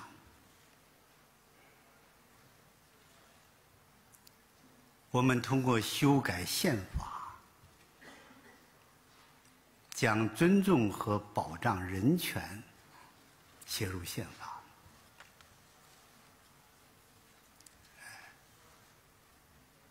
我们制定了物权法，使合法的私有财产得到法律的保护。我们修改了选举法，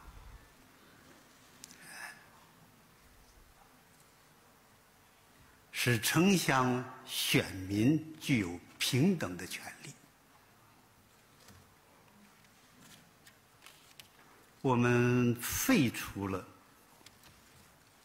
收容遣散条例，使农民自由进城务工。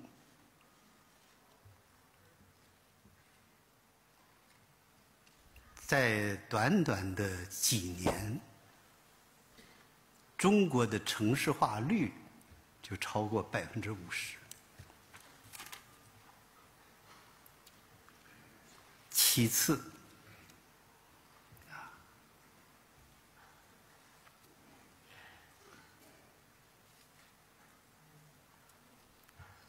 在农村，我们坚决地取消了农业税。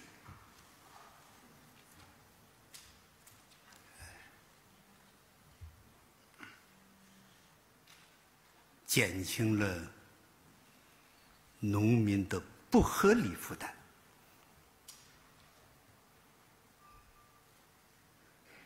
第三，在教育上，我们实行了9年免费义务制教育。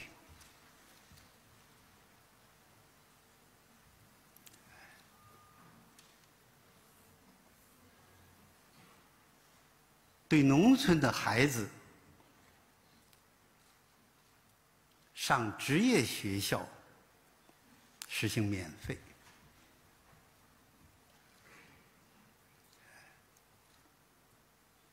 同时对大学和农村高中阶段的教育实行奖助学金制度，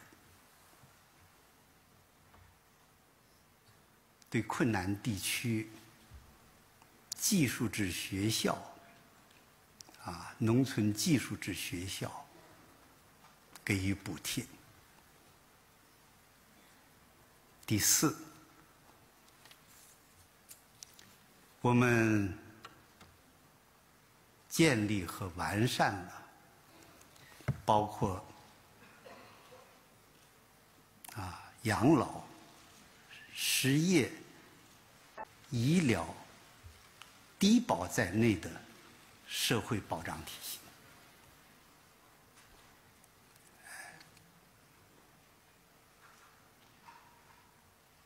企业职工医疗保险、企业职工医疗保险，城市居民医疗保险和新农合已经覆盖13亿人口。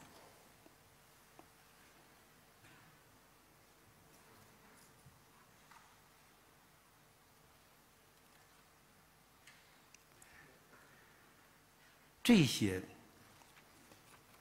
都是我们社会朝着公平正义迈出了具有制度性的一步。当然，我深知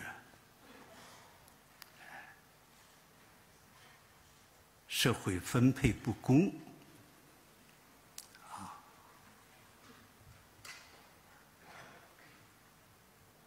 以及司法不公，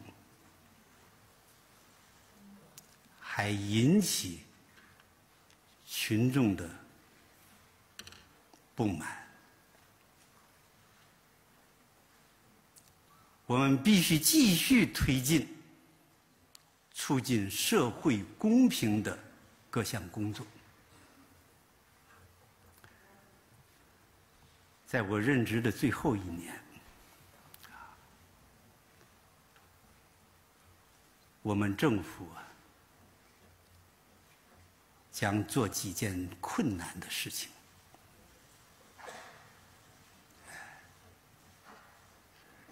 一定要做，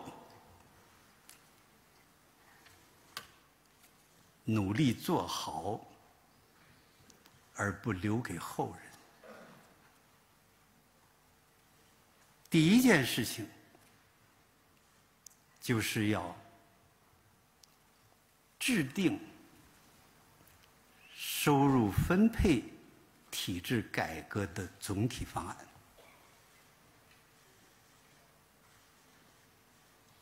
第二件事情，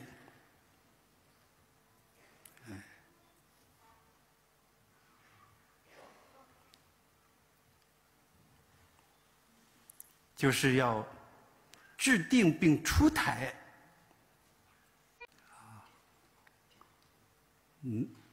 农村集体土地征收补偿条例，使农民真正保障承包地的财产权。第三，实现城乡养老保险的全覆盖。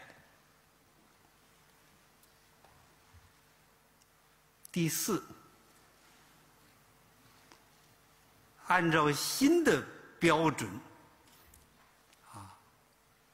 全面推进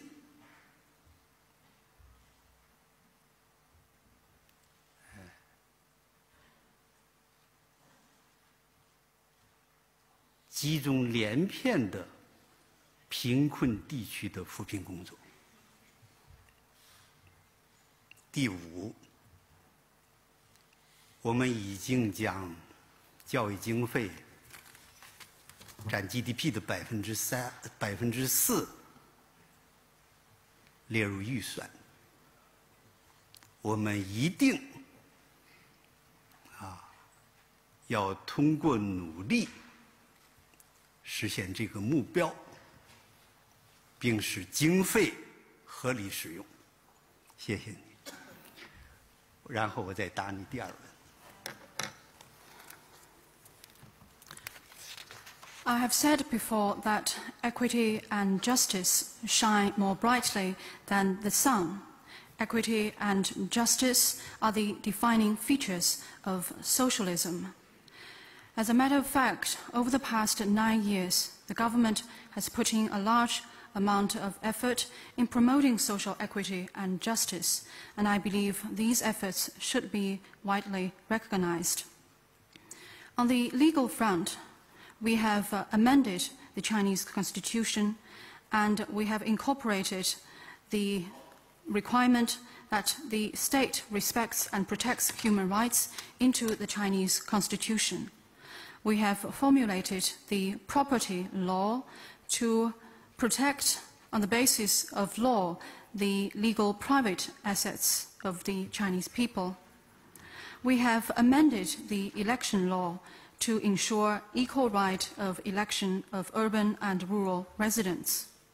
We have abolished the regulations that put restrictions on the freedom of mobility of rural residents into the cities.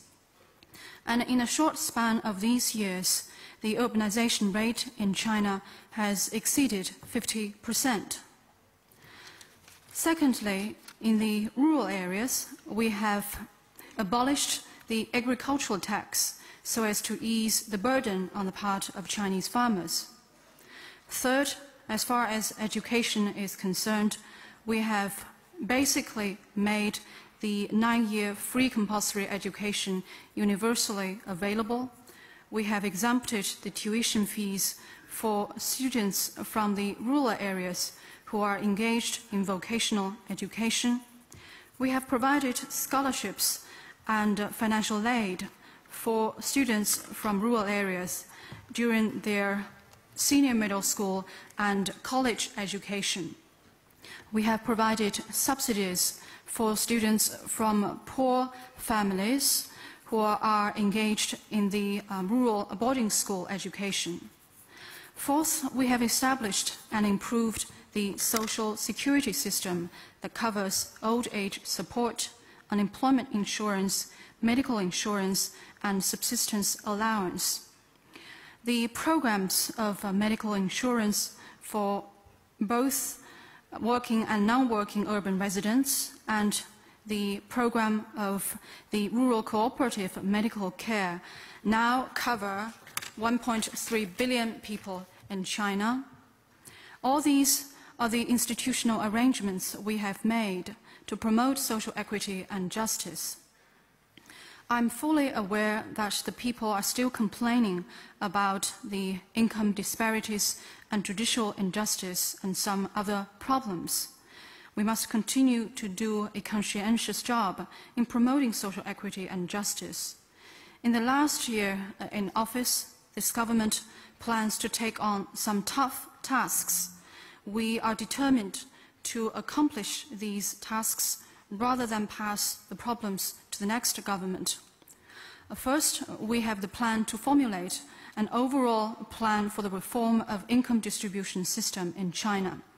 Second, we will formulate and introduce a regulation on the expropriation and compensation of collectively owned rural land, so as to ensure the farmers' property right to the land they have contracted.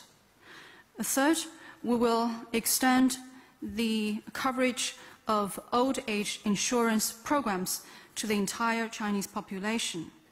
Fourth, on the basis of the newly set poverty standard, we are going to press ahead with the work of poverty elimination. And fifth, the government has arranged the budget for meeting the target of raising the government expenditure on education to 4% of the Chinese GDP. We must make every effort to meet this target and ensure that every piece of this spending will be widely used. 政府的一切权利都是人民赋予的，我们应该创造条件，让人民提出意见，批评政府。因此，在网上听到有拍砖的声音，我并不感到奇怪，我以为这是正常的事情。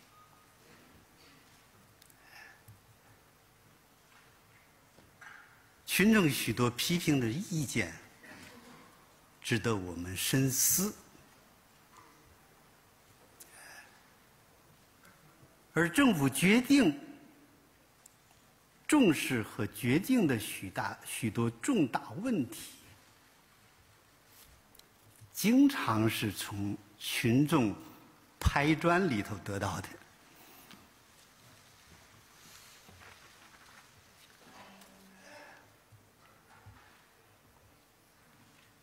我甚至考虑把一些经常批评政府的代表人士请到中南海，面对面地听取他们意见。如果你们注意的话，在今年政府工作报告听取意见的安排中，我们已经尝试做了，但还很不够。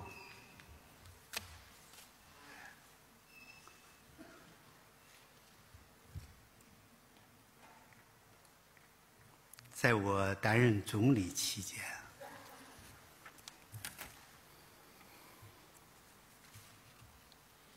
确实摇着不断。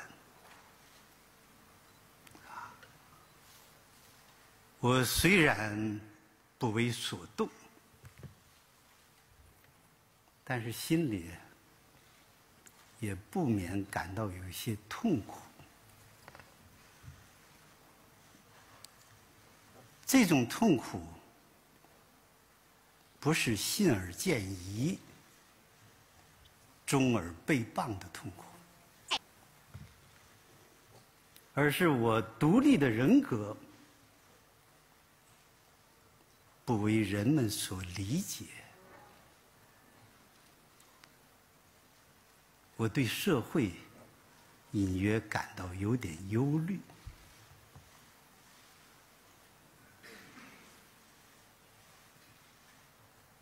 我将坚持人言不足恤的勇气，义无反顾地继续奋斗。谢谢。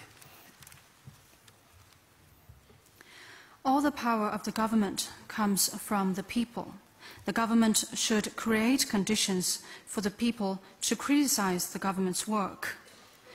I don't feel surprised at all that there have been some critical comments on the internet about the performance of the government, and I think it is only natural for that to happen.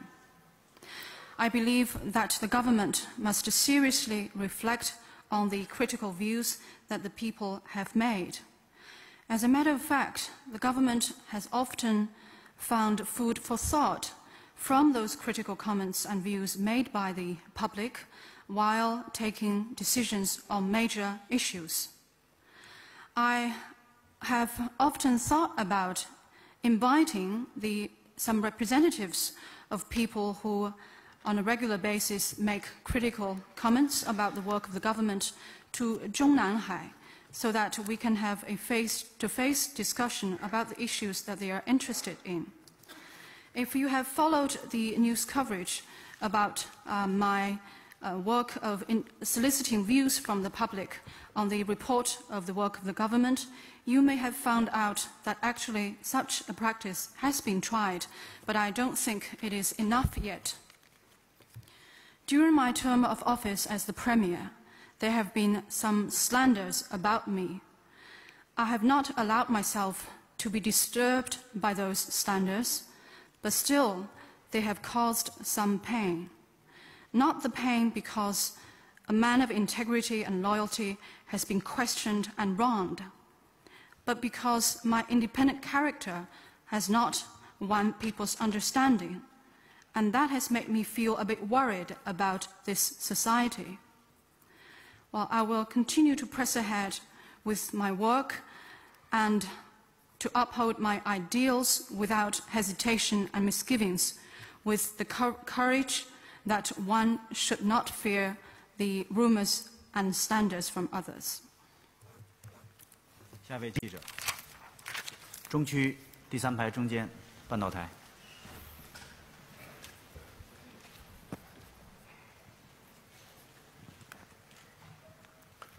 总理好，我是半岛电视台的。众所周知，中国与阿拉伯国家和中东地区的友好关系是由来已久的。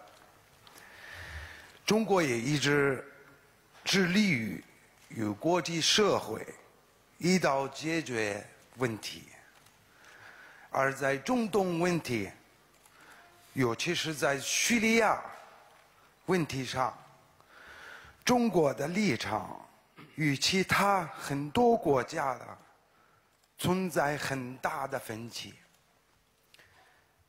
那么，中方解决叙利亚问题的立场以及出发点是什么？另外，中国如何看待阿拉伯人民追求民主的诉求？中方是否担心与阿拉伯人民的关系受到影响？谢谢。With Al Jazeera, the friendly relations between China and Arab countries and the entire Middle East region has had a long history. China has been committed to working with the rest of the international community to help find solutions to related problems. But on the issue of Middle East, in particular the issue of Syria, it seems that there is a wide gap between China's position and the position of many other countries in the world. I want to ask, what exactly is China's position on the issue of Syria, and what is China's consideration behind all its efforts surrounding the Syria issue? How does China see the Arab people's demand for democracy?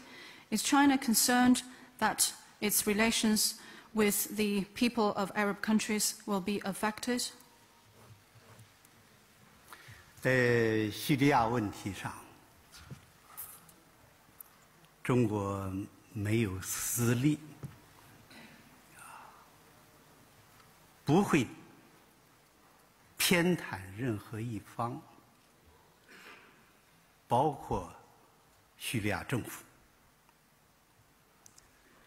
我们将根据是非曲直来做出自己正确的判断，并决定立场。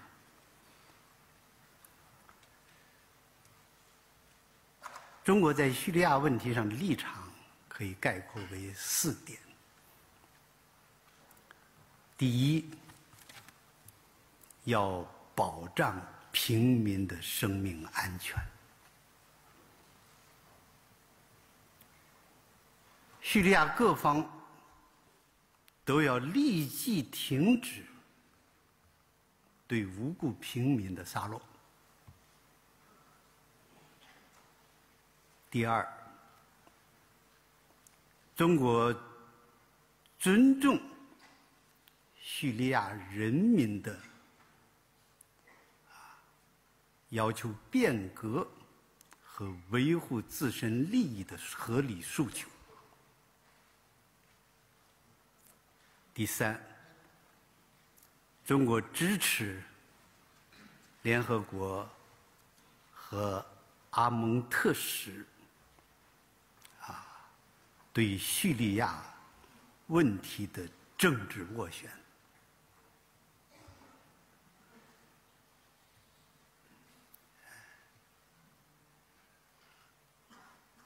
第四，对叙利亚人民现在遭受的人道主义的苦难，我们深表同情，已经并将继续参与国际人道主义援助。中国也在用自己的方式加紧做叙利亚各方的工作，开启政治对话的进程。阿拉伯人民追求民主的诉求必须得到尊重和切实的回应。而且我以为这种民主的趋势是任何力量不可阻挡的。中国同阿拉伯有着上千年的交往史，尊重伊斯兰文明，支持阿拉伯的正义事业，是我们一贯的立场。我们已经在各领域开展了富有成效的合作。前不久，我访问了沙特、阿联酋和卡塔尔。我总的感觉，中国与阿拉伯国家、与海湾国家有着共识，合作是主流。在阿拉伯世界的变革中，中国的立场将会为阿拉伯各国所理解，并且赢得信任，最终会增进中国与阿拉伯的关系。谢谢。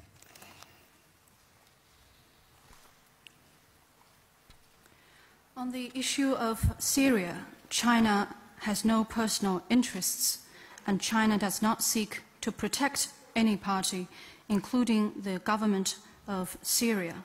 We make our own right and judgment and determine our own position on this issue on the basis of actual facts. The position of the Chinese government on the Syria issue is fourfold. First, the life of civilians must be protected.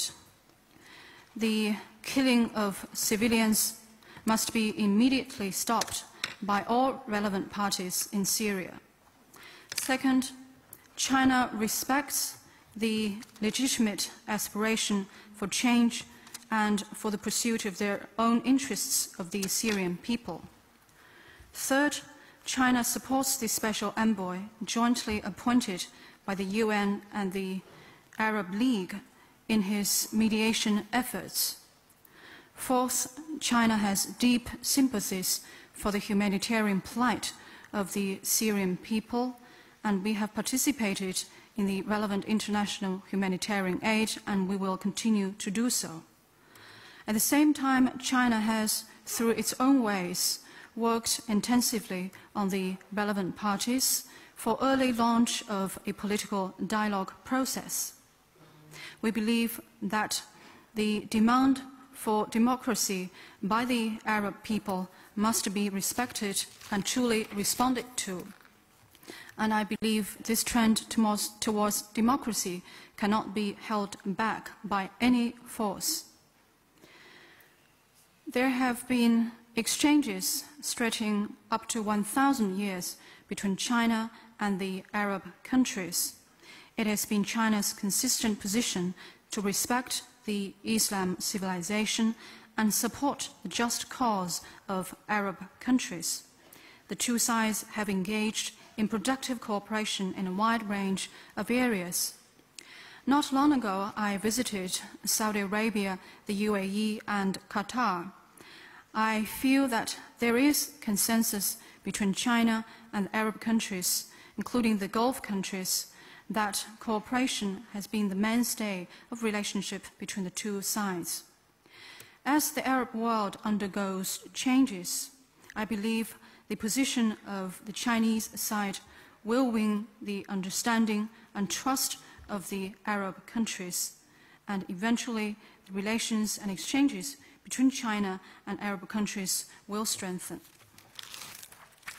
下一个问题，南区第5排那位男士。对。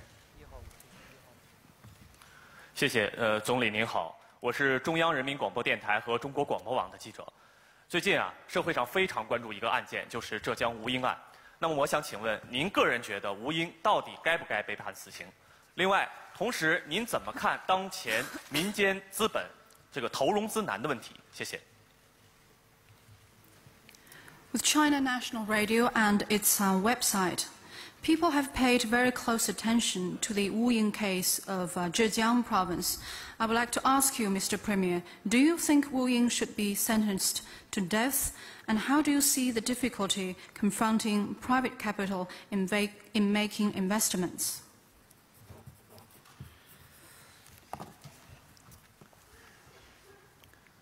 我注意到一段时间以来，社会十分关注吴英案。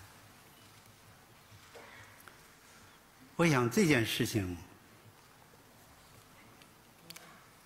给我们的启示是：第一，对于民间借贷的法律关系和处置原则，应该做深入的研究。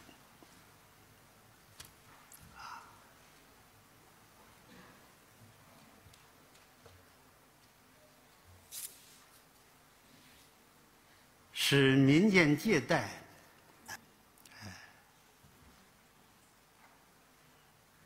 有明确的法律保障。第二，对案件的处理一定要坚持实事求是。我注意到最高人民法院下发了关于慎重处理民间借贷纠纷的案件的通知，并且对吴英案采取了十分审慎的态度。第第三，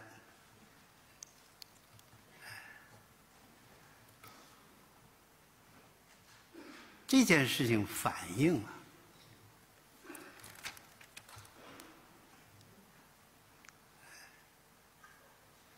民间金融的发展，民间金融的发展，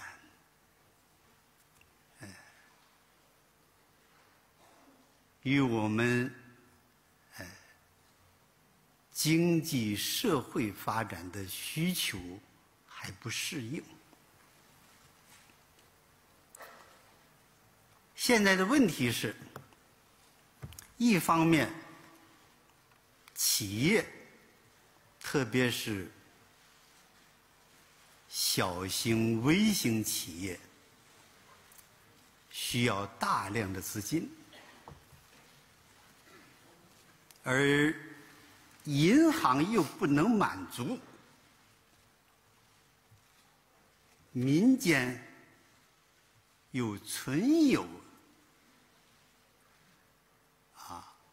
不少的资本，不少的资金。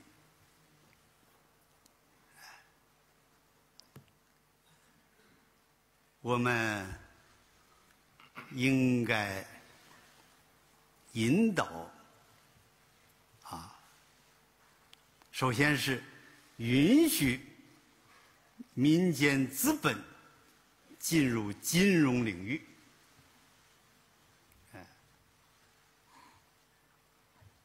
使其规范化、公开化，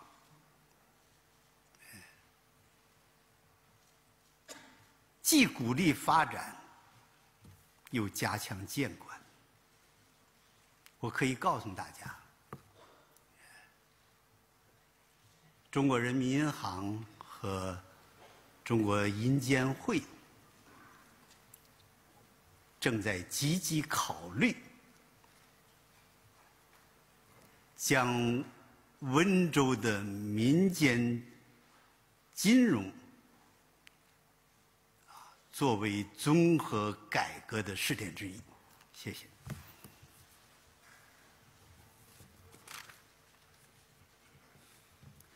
I have noted that there has been much public attention paid to the Wu Ying case. On this matter, I would like to make the following points. First, a thorough study must be conducted concerning the legal aspects of private lending and the principles that should be observed in handling this matter, so that there will be clearly defined legal safeguards for private lending. Second, the Wu Ying case must be handled on the basis of real facts. I have noted that the Supreme People's Court has issued a circular requiring that all cases concerning the disputes over private lending must be carefully handled, and the Supreme People's Court has taken a cautious attitude towards the Wu Ying case. Third, the case shows, in my view, that private finance can not yet meet the requirement of economic and social development in China. The Chinese companies, in particular small and micro enterprises, need to access funds. The banks have yet to be able to meet those companies' need, and there is a massive amount of idle private capitals. We should allow a non-governmental investment into finance, and we need to bring the private financial activities into the open, standardize those activities. We need to encourage their development and at the same time put them under strict oversight and supervision. I can tell you here that the People's Bank of China and the China Banking Regulatory Commission are now actively considering launching an overall reform in this particular field, with Wenzhou's private financial activities as one of the places for a trial of this reform. 下位记者，北区中间，第4排，中间，法新社。 Thank you very much, Prime Minister, for accepting this question by AFP, 我是法新社的记者。Over the last year, there has been a spate of self-immolation in the Tibetan areas of China. Is this a matter of great concern to you personally? And what do you think your government can do? What's the best way for your government to address this situation? Thank you very much. 我是法新社的记者。自去年以来呢，我们看到在中国的藏区出现了一系列藏人自焚的现象。我想问您本人是否对这一现象深感关切？您领导的政府将采取什么措施？您认为这个政府觉得是什么样的方式才能最好的应对这一局面？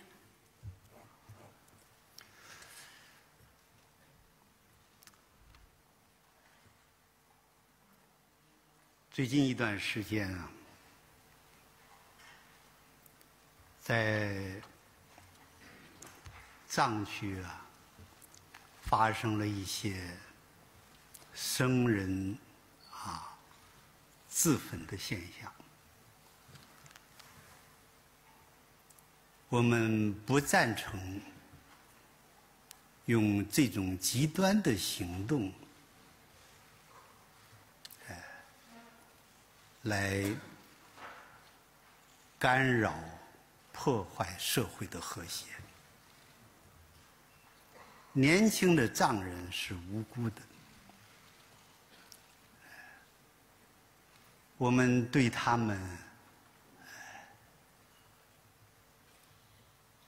这种行为感到十分沉痛。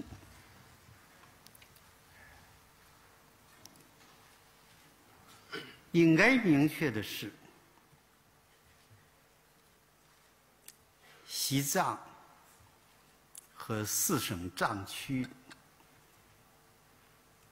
都是中国领土不可分割的部分。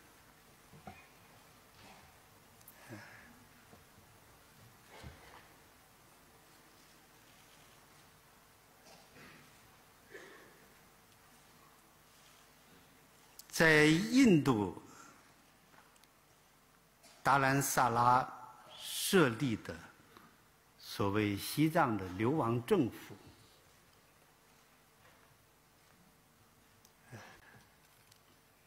不管是达赖喇嘛直接操控，还是间接影响，都是政教合一的。 其目的就是要把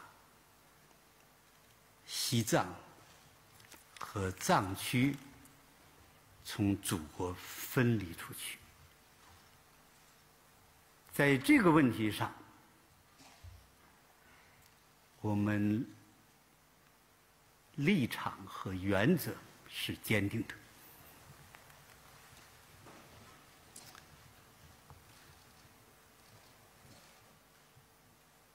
在西藏，我们实行民族区域自治制度。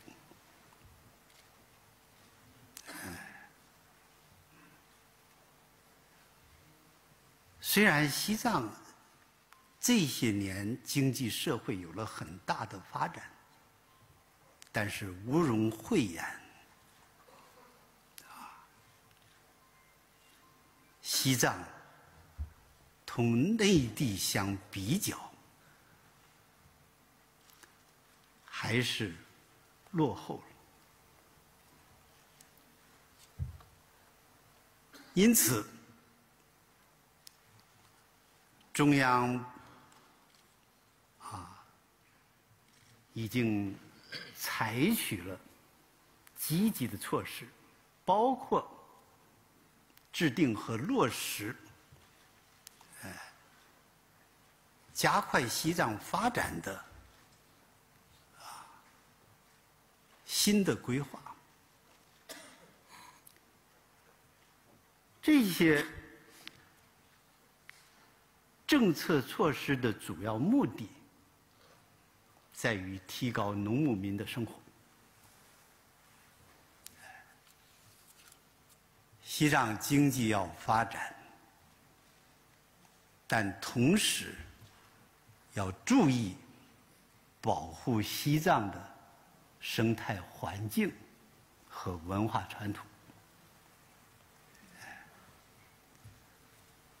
我们尊重西藏同胞的宗教信仰自由，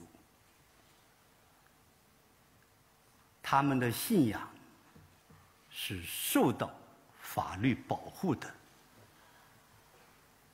我们对藏族同胞要采取平等和尊重的态度，并且不断地改善我们的工作。谢谢。没关系。In the past weeks and months, there have been several instances of self-immolation on the part of monks in the Tibetan inhabited areas of China. We are opposed to taking such radical moves which disturb and undermine social harmony. The young Tibetans are innocent. We feel deeply distressed by their behavior. At the same time, I must point out that all should recognize that Tibet and the Tibetan inhabited areas of 4 provinces are inseparable parts of China's territory. The so-called Tibetan government in exile in Dharamsala of India is in nature a theocratic one, both under the direct control of the Dalai Lama or under his indirect influence. The purpose of it is to separate Tibet and the Tibetan inhabited areas of the 4 provinces from China. We have a firm position and principle on this matter. Tibet practices regional ethnic autonomy system. Over the past years, Tibet has made significant progress in economic and social development. But we also recognize that Tibet is still behind the central and eastern parts of China in terms of economic and social progress. The Chinese government has taken strong measures to accelerate the economic and social development in Tibet, including the formulation of a new plan for that purpose, in the hope that we will be able to further promote the living standards of the farmers and herdsmen in Tibet. Tibet needs to develop its economy on a sustained basis. At the same time, we must pay close attention to eco-environment conservation and the preservation of Tibet's cultural heritage. We respect the freedom of religious belief of Tibetan compatriots, and their religious belief is protected by the law. We must treat all our Tibetan compatriots as equals and with respect, and make continuous improvement in our work in this area. 对不起，我们的记者如果不累的话，我们再提2个问题。If you are not too tired, I would like to take 2 more questions. 好，请继续提问。中区靠第7排后面那位男士，第7排。那边那位第7排。总理你好，我是中国新闻社和中国新闻网的记者。我们知道，中国经济多年来强劲增长，但贫富差距问题也日益突出。您在最近几年的政府工作报告中也多次提到，要努力扭转收入分配差距扩大的趋势。请问中国政府将采取哪些措施来扭转来解决这个问题，让更多的人民分享改革和发展的成果？谢谢。With China News Service and its website, the Chinese economy has sustained robust growth over the recent years, but at the same time, the problem of a widening income gap has become more acute. In your government report in recent years, you have said several times that the government wants to reverse the trend of a widening wealth gap in China. My question is, what steps will the government take to resolve this problem so that more Chinese people will be truly sharing the fruits of China's reform and development?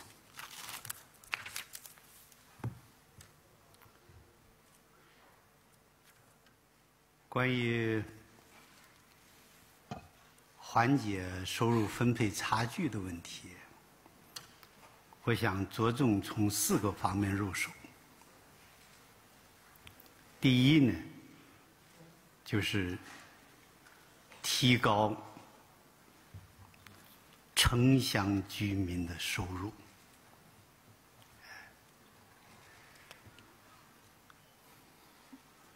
提高最低工资的水平，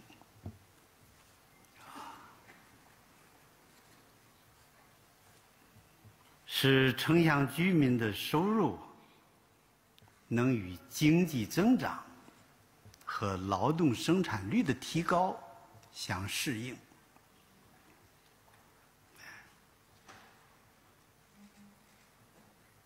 第二，就是调节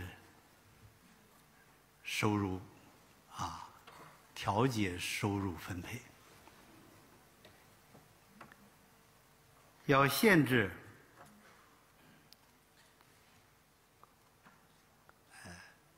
高收入者的收入，特别是国有企业和国有金融企业的高管人员的收入。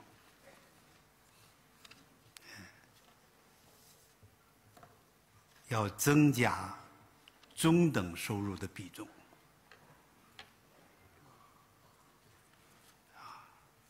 就是国有企业和国有金融企业高管人员的收入，要增加中等收入的比重，这个增长的比重。第三，就要建立健全社会保障制度。第四，就要保护合法收入和取缔非法收入。我以为在收入分配当中，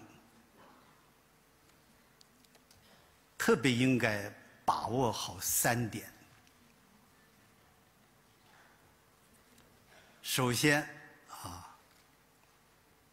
就是要为所有的人创造一个学习、就业和创业的均等条件，让他们在同一起跑线上起跑。其次，要关心弱势群体的生活。一个国家如果弱势群体生活状况得以改善，那么整个国家群众生活的状况也会得以改善。第三，要重视财政和收入分配制度的改革，使共同富裕建立在制度的基础之上。谢谢。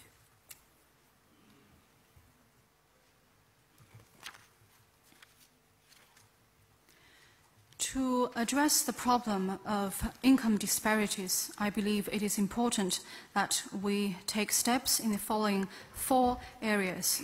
First, we will continue to increase the incomes of urban and rural residents. We will raise the level of minimum wage so that the people's income will be able to rise in tandem with economic growth and increase in productivity. Second, we will make adjustments to income distribution.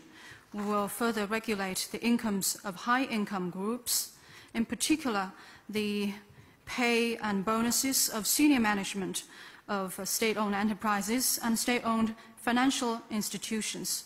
We will raise the proportion of middle-income groups. Third, we will further improve the social security system. And fourth, we will protect lawful incomes and resolutely ban illegal incomes. To promote income equality, I believe the following 3 points are very important. First, the government must create equal conditions for all in terms of education, employment, and starting one's own business, so that all people will be able to get started from the same starting line. Second, we must pay closer attention to the well-being of the vulnerable groups in the society. I believe if the living conditions of those people can be improved, in essence, there will be a sweeping improvement of living standards of all the people in the society. Third, we must continue to reform the fiscal system and income distribution system so as to put in place the institutional arrangements for us to achieve the goal of common prosperity. 下一位记者，中区第4排中间法新社路透社。好，谢谢温总理路透社记者最后2个问题呢。第一个问题就是关于你在政府工作报道中所提到的关于这个地方债务的问题，您是怎么看待这个问题？到现在为止，就是全国各地方政府的债务已经形成什么样的规模？在处理这个问题的过程中，你有什么想法的？就是到底有多少这些债务会进行重组，或者就是还款的期限的时间会被延期？另外呢，在应对这个问题的过程中，还有什么新的政策会出台的？第二个问题就是关于大家都很关心的这个重庆市所发生的这个所谓的王立军事件呢。现在王立军进入美国领事馆以后，中央的有关部门已经进行调查。您本人是怎么看待这个事件呢？你觉得这一事件会不会影响中央政府对重庆市政府和市委领导的信任？谢谢。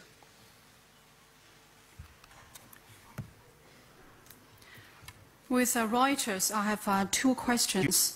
You referred to the problem of local government debt in your government work report. I would like to get your personal perspective on this matter. How big exactly is the local government debt at the moment? What are your thoughts about addressing this problem? Will you consider reorganizing or reshuffling the local government debt? And will the central government consider extending the payment maturity for those local government debts? Secondly, a question about the Wang Lijun incident which has occurred in Chongqing. I have noticed that the relevant governmental departments of China have conducted investigation into this matter after Wang Lijun entered the U.S. consulate. How do you see this matter? Will this matter affect the trust or confidence of the central government in the leadership of Chongqing municipality and the government of Chongqing municipality? 关于地方政府债务问题，我想明确地告诉你以下几点。第一，中国政府债务的负担率和赤字率目前处于较低的水平，低于发许多发达国家和新兴经济体。第二，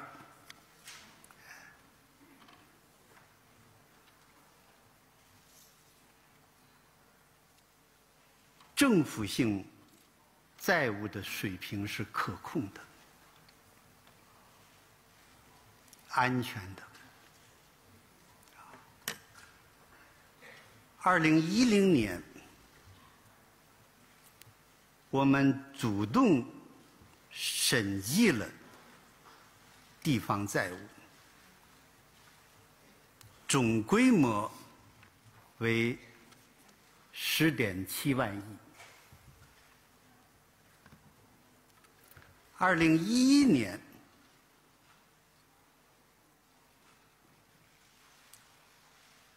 新增债务仅有3亿，其中新举债21536亿，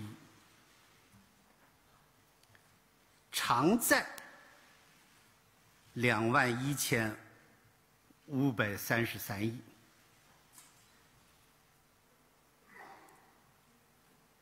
第三，对于地方债务的处置，我们将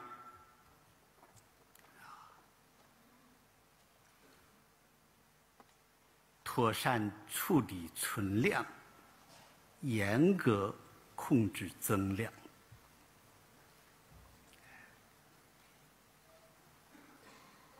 对存量，主要是通过分类管理、区别对待、逐步化解的原则，加以处理。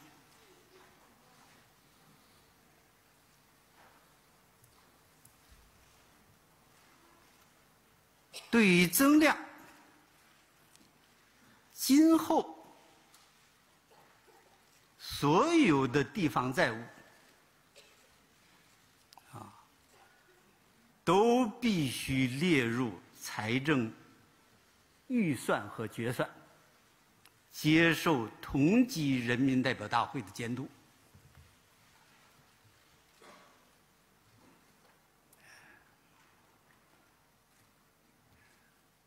第四，在处理地方债务上，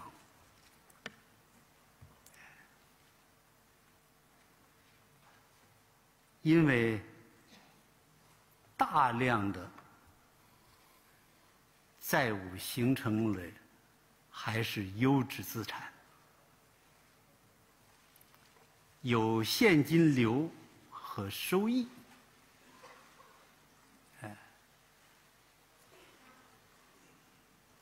对于这样的企业，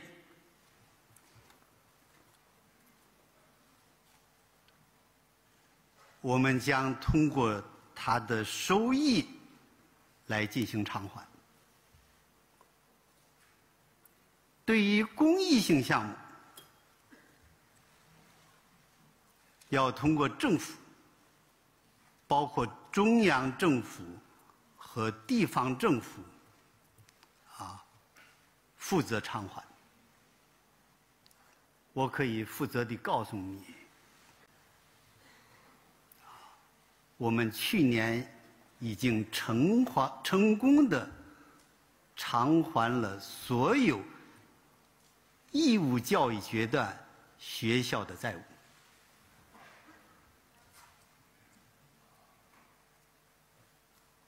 当然，在偿还地方债务中，我们也会采取市场化的办法，比如资产处置、项目转让和股权出售。总之我们会认真对待地方债务，绝不会让它干扰中国的建设。谢谢。第二个问题我一会儿回答啊。On local government debt, I would like to make the following points. First, the debt to GDP and budget deficit to GDP ratios of China are at a fairly low level. They are both lower than those of many developed countries and emerging market economies. And second, government debt in China is at a controllable and safe level. In 2010, we audited local government debts. The volume stood at 10.7 trillion RMB yuan. And by the end of 2011, this figure only increased by 300 million RMB yuan. A total of 2,153.6 billion RMB yuan of new loans were made, and a total of 2,153.3 billion RMB yuan of debt was repaid.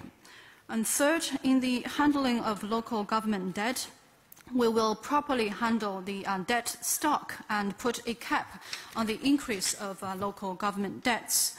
We will properly handle the outstanding local government debt in a step-by-step manner by classifying the debt into different categories and managing them accordingly. For any increase in local government debt, the revenues and expenditures must be incorporated into the local government's budgets and final accounts and be subject to the supervision of people's congresses at the same level.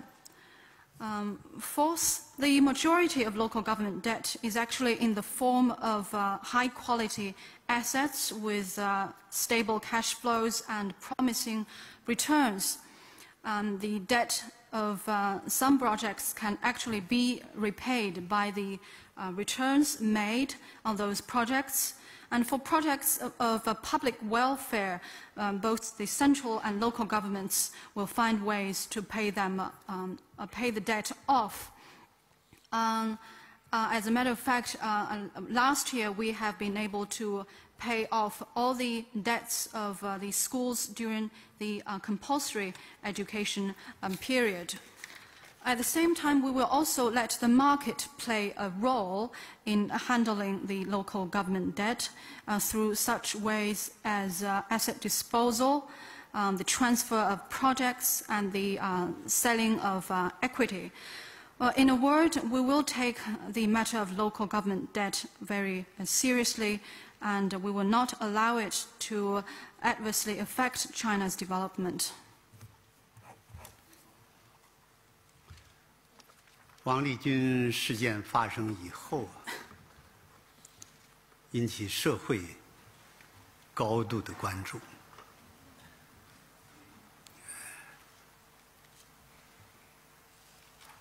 在国际社会上也十分关注。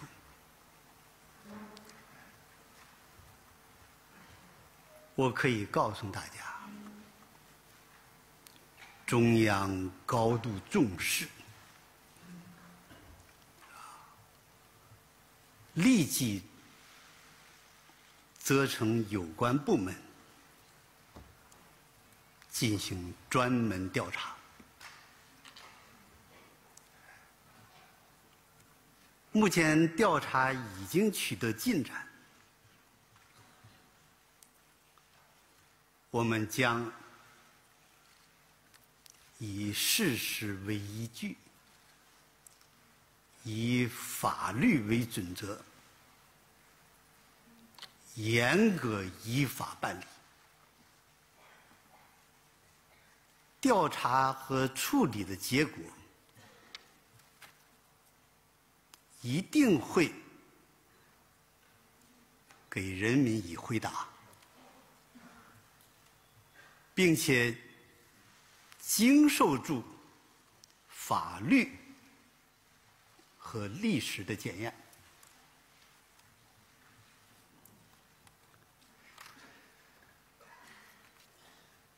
多年来啊，重庆市历届政府和广大人民群众为改革建设事业付出了很大的努力，也取得了明显的成绩。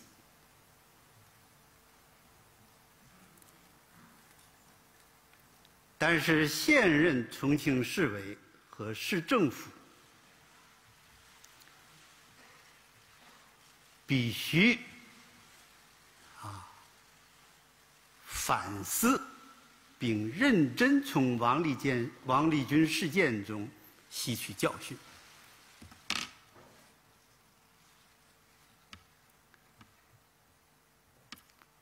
我在这里想讲一段话，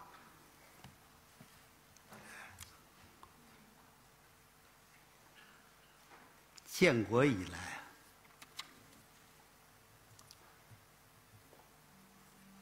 在党和政府的领导下，我国的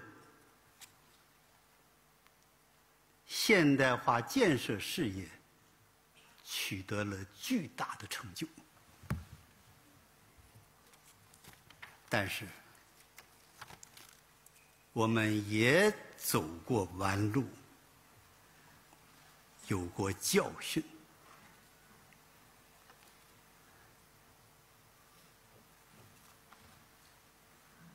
党的11届3中全会，特别是中央作出关于正确处理若干历史问题的决议以来，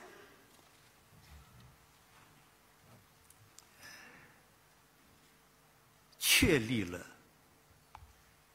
解放思想、实事求是的思想路线和党的基本路线，并且做出了改革开放这一决定中国命运和前途的重大抉择。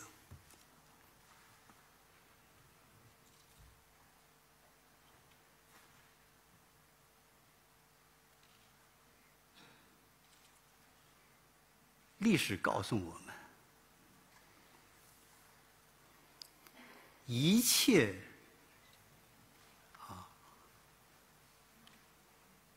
符合人民利益的实践，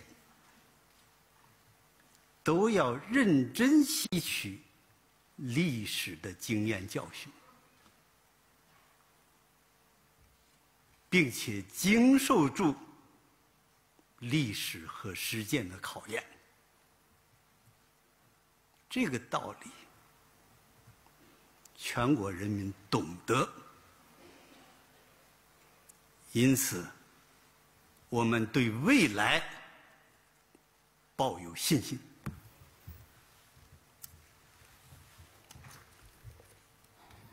The Wang Lijun incident has received high attention from people in China and beyond.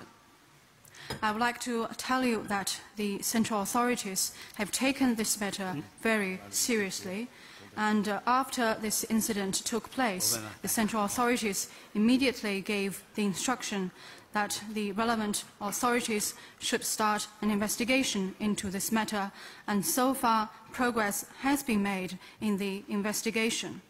We will handle this issue in strict accordance with law on the basis of facts.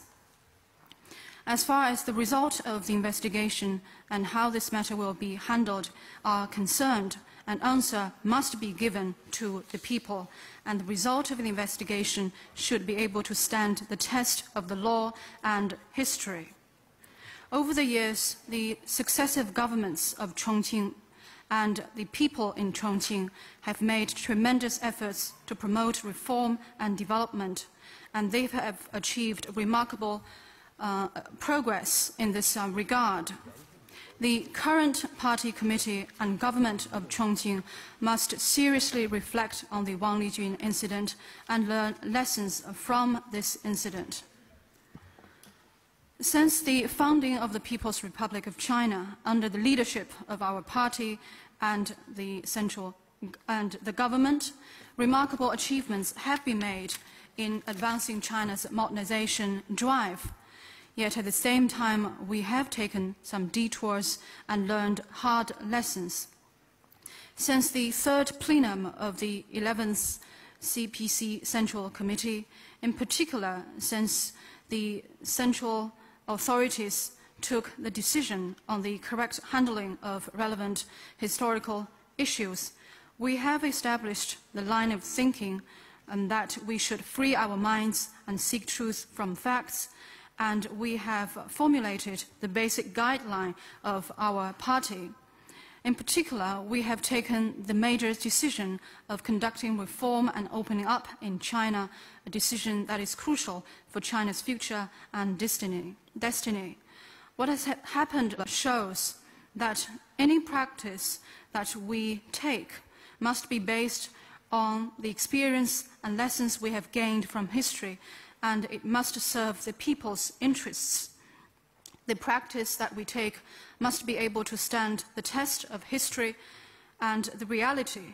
I believe the people fully recognize this point, and I have full confidence in our future.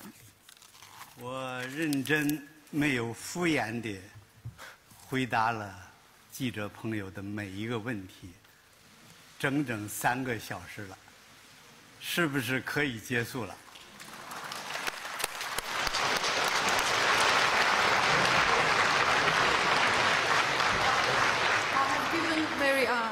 Serious answers to all the questions from the journalists, and none of my answer is a perfunctory one. It's been 3 hours, so I suppose we can call it the end of the press conference today. 好，记者会到此结束，感谢温总理，谢谢各位记者朋友，谢谢大家，再见。